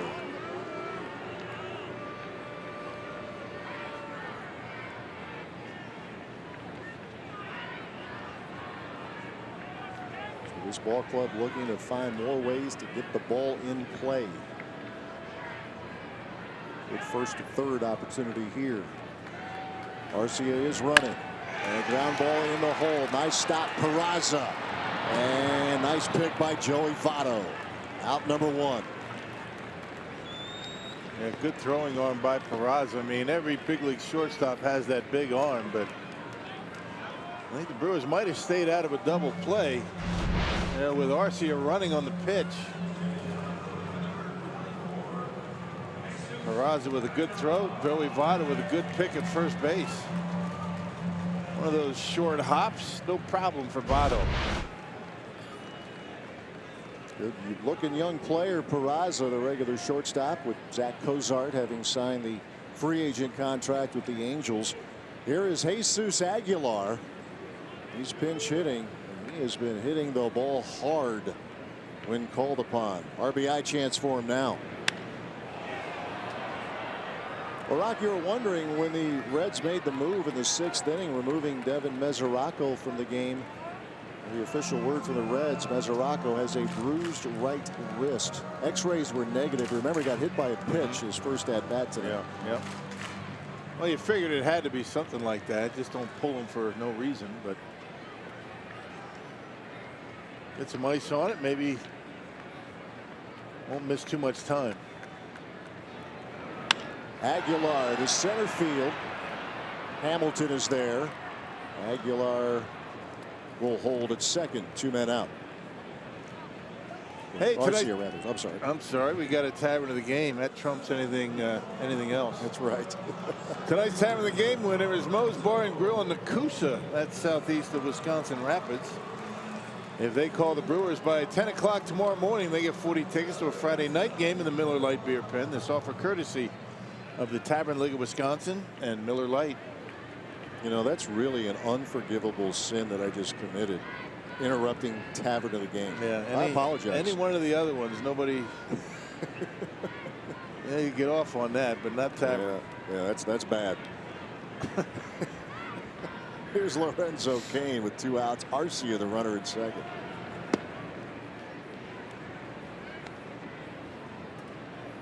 He's been good at drawing walks.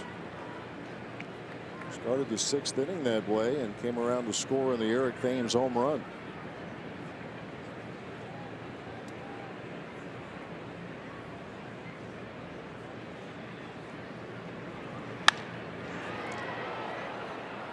One and one the count.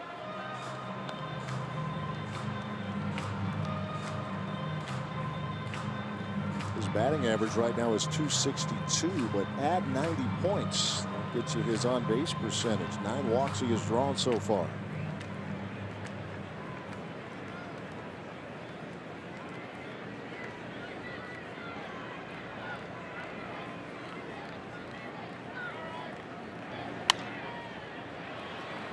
And Lorenzo talking to himself. He's got a couple of pitches he felt like he should have hit. Got in on his hands. Floro with that kind of a short arm delivery.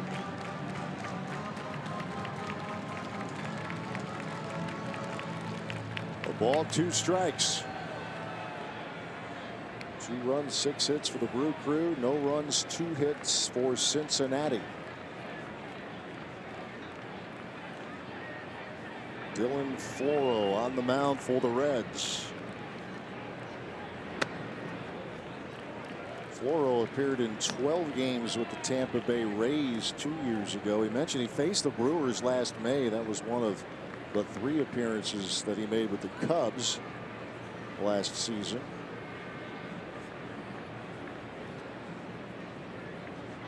Out of California, 27 years old.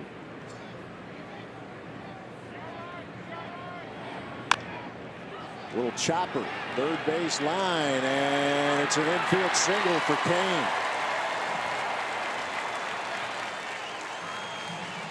Yet another infield hit. They've had a lot of them. They've had a lot of them go against them. And again, putting it in play with 2 strikes, nothing wrong with that, as opposed to the swing and a miss. Floro doing a really good job getting in on Kane's hands in that at bat. See third baseman Pennington way behind the bag. Put it in play, get a hit. Swing and a miss, you don't get much chance.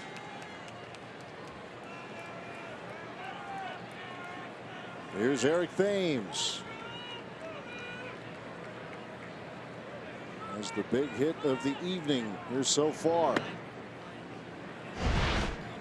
Let's update that Powerball home run leaderboard. Number 6 tonight coming from Eric Thames. Ryan Braun with 3. Hernan Perez, Travis Shaw each with 2. Thames homered 10 times against the Reds last year. Hit his first of this season an inning ago.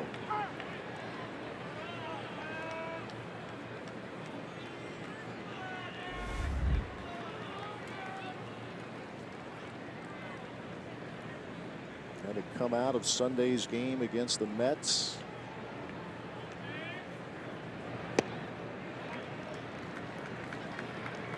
Back in there tonight.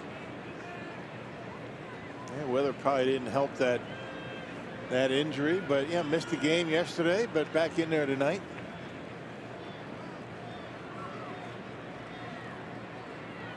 Five-man bench for the Brew Crew for this game. Here's the 2-1. Big cut.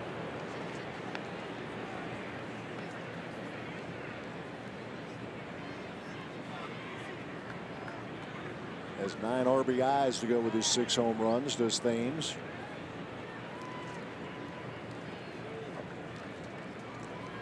Garcia at third. Kane the runner at first. Here's the 2-2.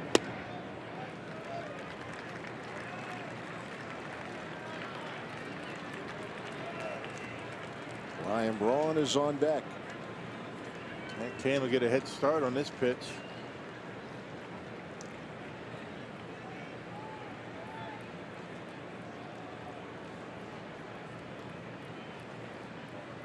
Dylan Floro ready with the 3-2.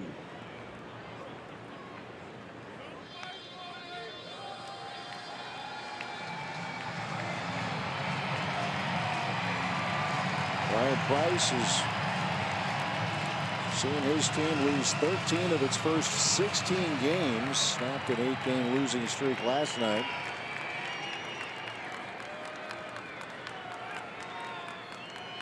Now the Brewers trying to draw even in the series.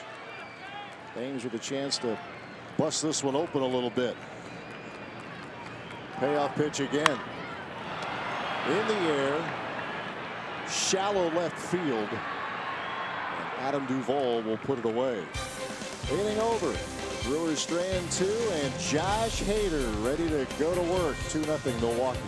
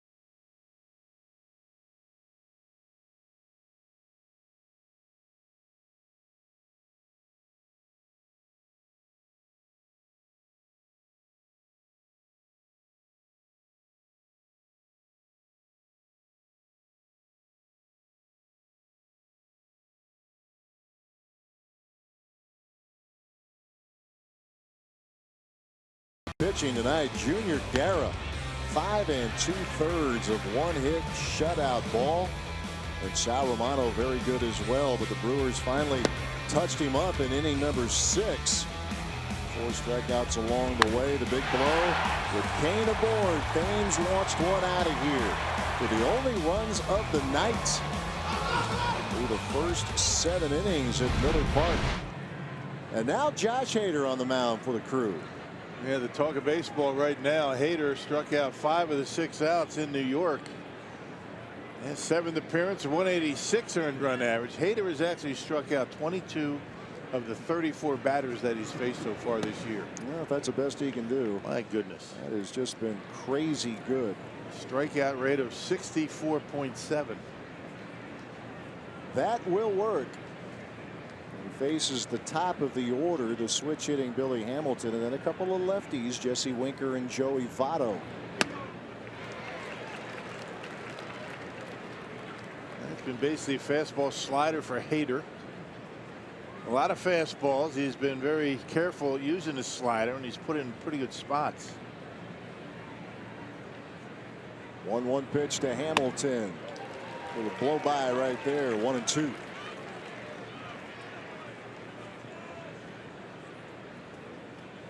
Hamilton has struck out twice. He has popped up as well.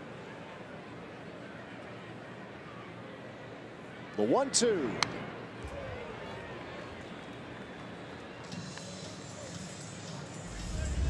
Just 2 hits tonight for the Reds. A 3rd inning single from Votto. A 7th inning double from Barnhart. Got off that 7th inning. It was left stranded.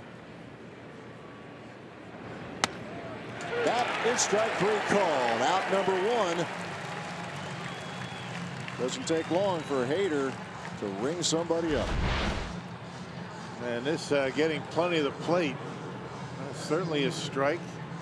Looked like Nottingham wanted it up out of the strike zone, but he sticks it right there.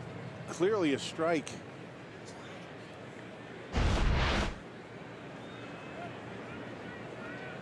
So now lefty versus lefty for the next couple of hitters, beginning with Jesse Winker.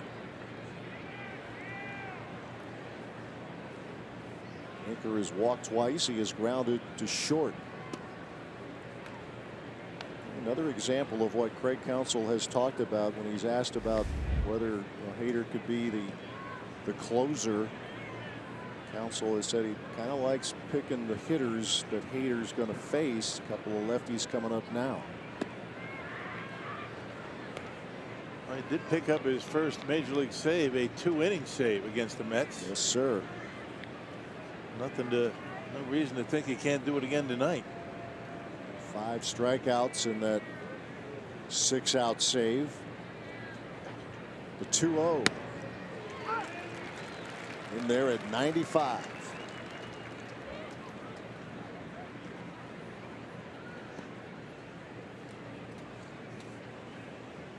He impressed last year. People wondered whether he could be a starter. This role suits him just fine.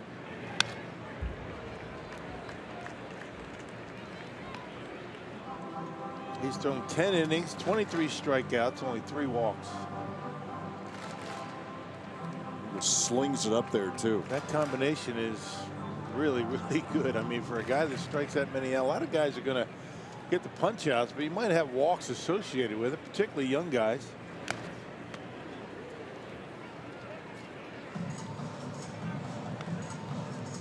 Certainly making a name for himself in all of baseball, not just Milwaukee. We thought in one of the games in St. Louis he threw a changeup, but Sophia asked him about it. There was a slider that slipped out of his hand. Looked like a changeup. It worked. It worked very well. 2-2 pitch in the air to left. Braun will put it away for out number 2. Let's go back to what Josh Hader did at Citi Field. 2 innings, 6 outs. He struck out the first 5 guys that he faced. The final out was a pop up into the outfield, and his first major league save. My guess is first of many for Hader. 23 pitches. An amazing performance. Joey Votto walked, singled, and struck out.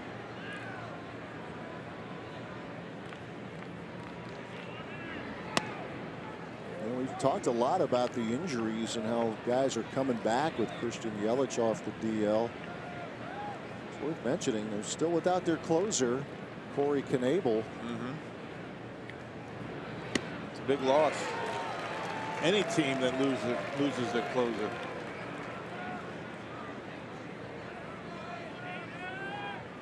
Brewers bullpen, though, throughout has been pretty good. And yes, the blown saves are real.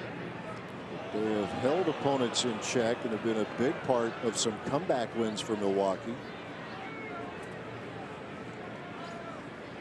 3-1 to Votto.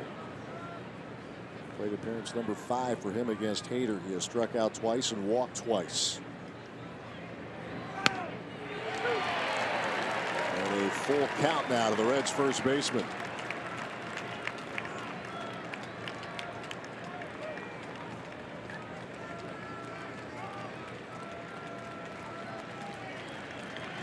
Josh Hader has been all kinds of impressive here for the Brewers in this young season. And he keeps it going. He catches Votto looking. And Josh Hader has himself another 1-2-3 inning. Couple of strikeouts. He started with Hamilton. He ends with Votto. It remains 2-0 Milwaukee.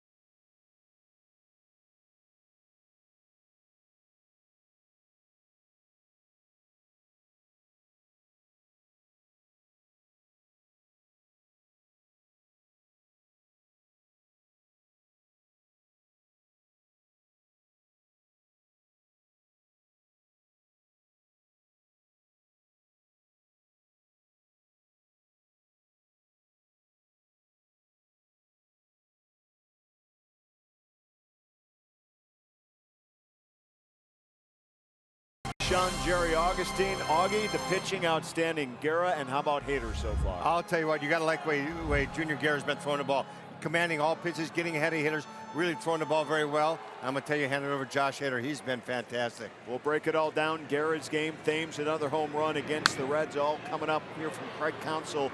Brewers Live, presented by Freighter and the Medical College of Wisconsin. Post-game report, Matt.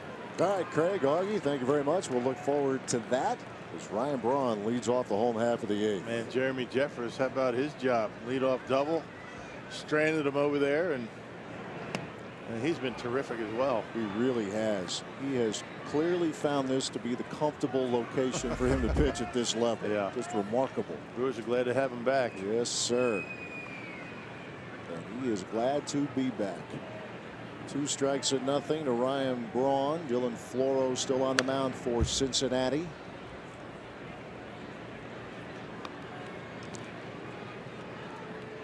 Infield single for Braun in the 6th inning.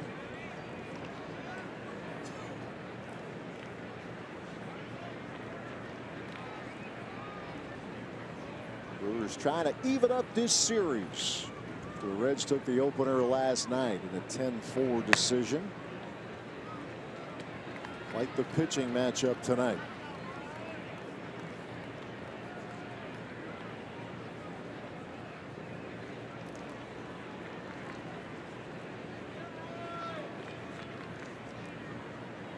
A ball, 2 strikes. Carry out of play. I mentioned the Brewers step by step getting healthier. Braun out with back tightness. Good pinch hit last night. Had a hit taken away. Eric Thames back in there tonight. Little hip and groin issue. 2-run homer. Christian Yelich off the DL. He'll be in the lineup tomorrow. Here's the 1-2. It'd be nice to get Yelich back in that lineup for many, many reasons. If nothing else, the continuity of that lineup, keeping him in the lineup, and the on-base percentage, the way he's able to get on base. Not to mention his work in the outfield. Gold Glove caliber player.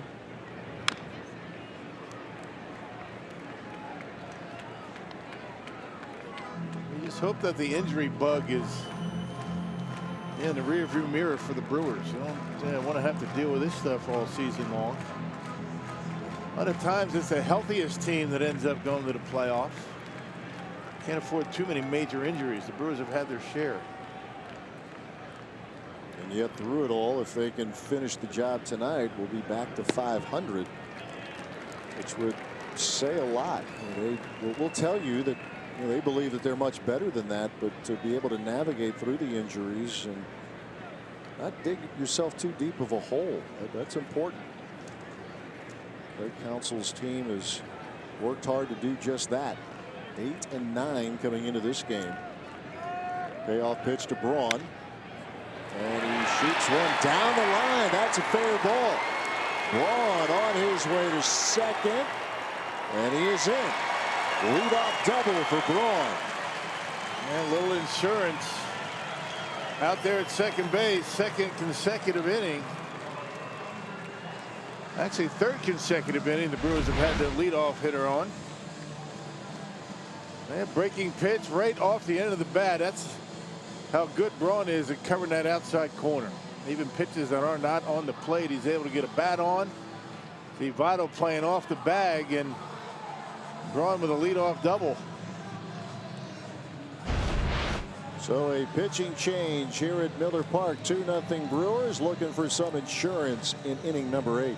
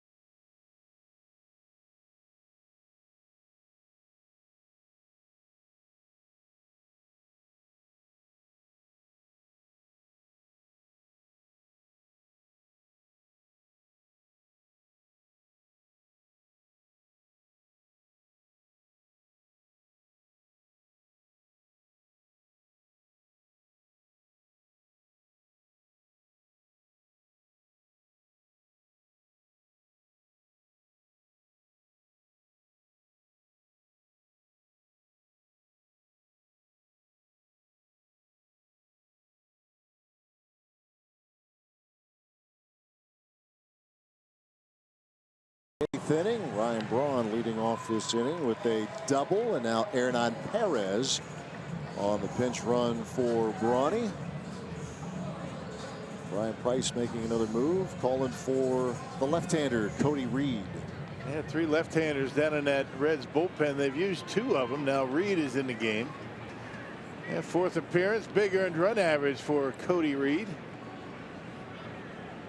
He'll He will face Travis Shaw. See if the Brewers can push this insurance run around at second base.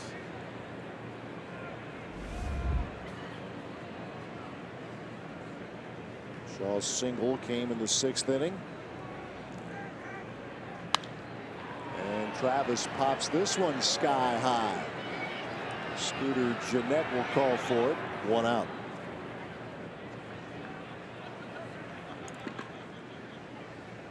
Hey, tomorrow afternoon against the Reds, kids 14 and under and seniors 60 or older can enjoy half-price tickets for the series finale here at Miller Park. To secure your seats, visit brewers.com/tickets, but you better hurry. The game's at 12 o'clock tomorrow. That's right. Little daytime game here in Milwaukee. Here is Domingo Santana. And there's a drive hit out into right field. And Winker is there at the edge of the track, tagging is Perez. And he'll get to third. Actually, the game's at 12:40. It is, but be here at noon. Brewers Live starts at noon. That's what I was thinking. Pre-game show. That's right. 12:40 start here at the ballpark tomorrow. Not noon. You on the pregame tomorrow? We both are, probably. You know, it's a good point. But you'll just be up here? You won't? I'll be with you. Okay. Well, I look forward to that. Craig and Augie? Craig can only handle me one game a series. Just moderate doses of rock. Sprinkle me in here and there.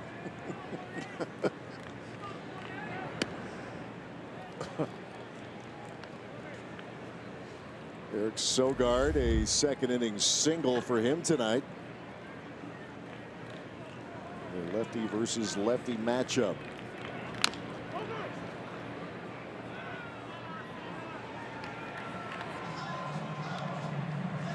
Eight hits tonight for the Brew Crew. Both teams have stranded 6.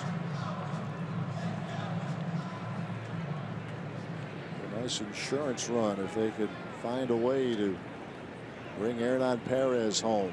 Perez pinch running for Braun. The 1-2. Cody Reed, a draft pick of the Royals back in 2013. Came over to the Reds, part of the Johnny Cueto trade back in July of 2015. Sogard goes down swinging. So the Brewers waste a leadoff double. Josh Hader looking for another 6-out save. He's going to have a chance. 2-0 Brew Crew.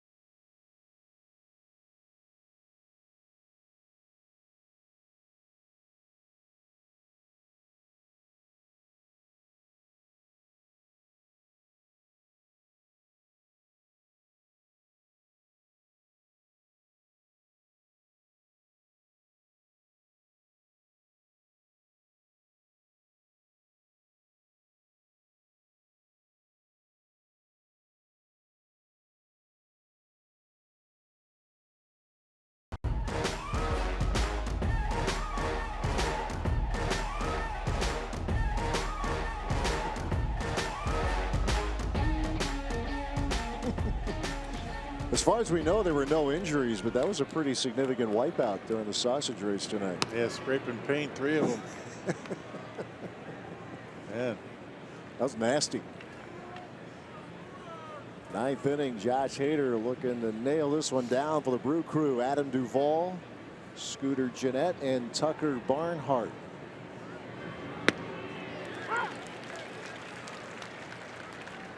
Hader's first inning, he struck out 2. Hamilton and Votto got a fly ball from Winker in between.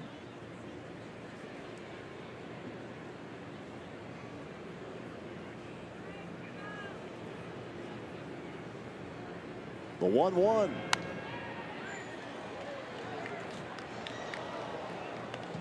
A quiet night for Duvall. A couple of fly balls to center, a strikeout in the 3rd. Slow start in terms of the average, but still dangerous. He's got the 9 RBIs to go along with those 3 home runs he has. The 1-2. That's in the air to center field. Lorenzo Cain. Out number 1. Let's check out what's on tap, presented by Miller Lite. Series finale tomorrow afternoon. Zach Davies on the mound for the Brew Crew. Tyler Mahle gets the call for Cincinnati. Our coverage starts with Brewers Live at noon tomorrow here on Fox Sports Wisconsin. Yeah. Zach Davies pitched very well against Cincinnati last year. I hope he keeps it going tomorrow. Trying to get some things squared away. Josh Hader has a lot of things squared away right now. He's faced 4. He has retired 4. First big league save coming on Saturday against the Mets. Looking for number 2 tonight. There's the 0-1.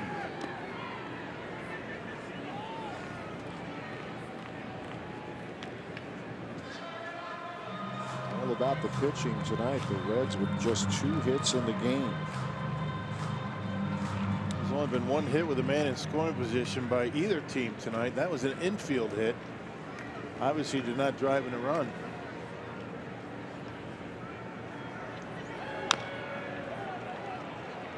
Only runs coming courtesy of an Eric Thames 2-run homer in the 6th. It was off Sal Romano.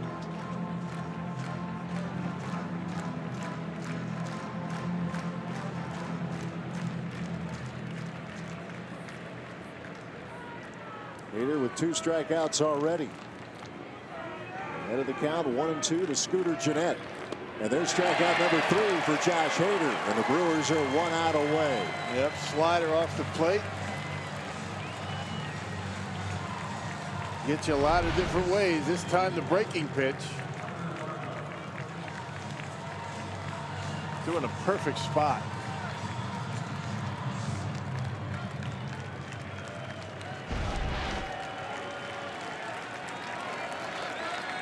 Here's Tucker Barnhart, switch hitting catcher. He has 1 of the 2 hits. Leadoff double in the 7th inning. He was left stranded at 3rd.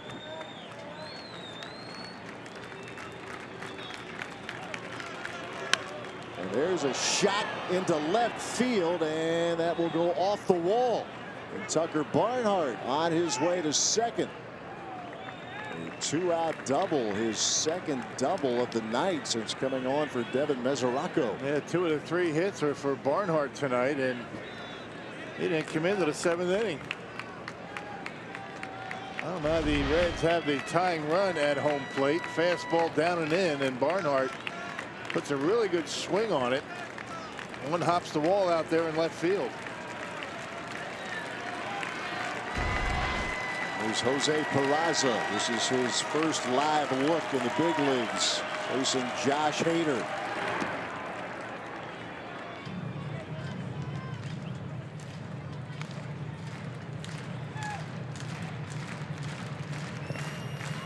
Hader retired the first 5. A 1-2-3 8th inning. Got Duvall and Gennett here in the 9th before Barnhart doubled.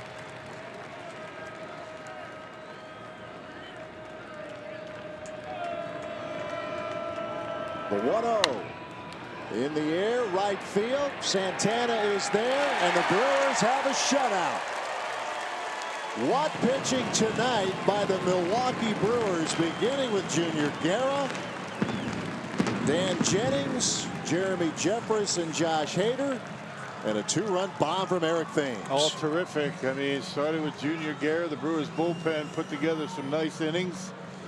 And Josh Hader now with 2 saves, both of the 2-inning variety. Well done all the way around here tonight. Good night for the Milwaukee Brewers. Eric Thames continues to dominate in April as the Brewers win 2-0. Craig Gashawn ready to roll with Brewers Live. Take it away, Craig.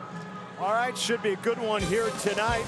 We're going to talk about that guy, Josh Hader, Junior Guerra, more pitching with Jeremy Jeffress, and one swing of the bat from Eric Thames. Significant against the Reds. Coming up next.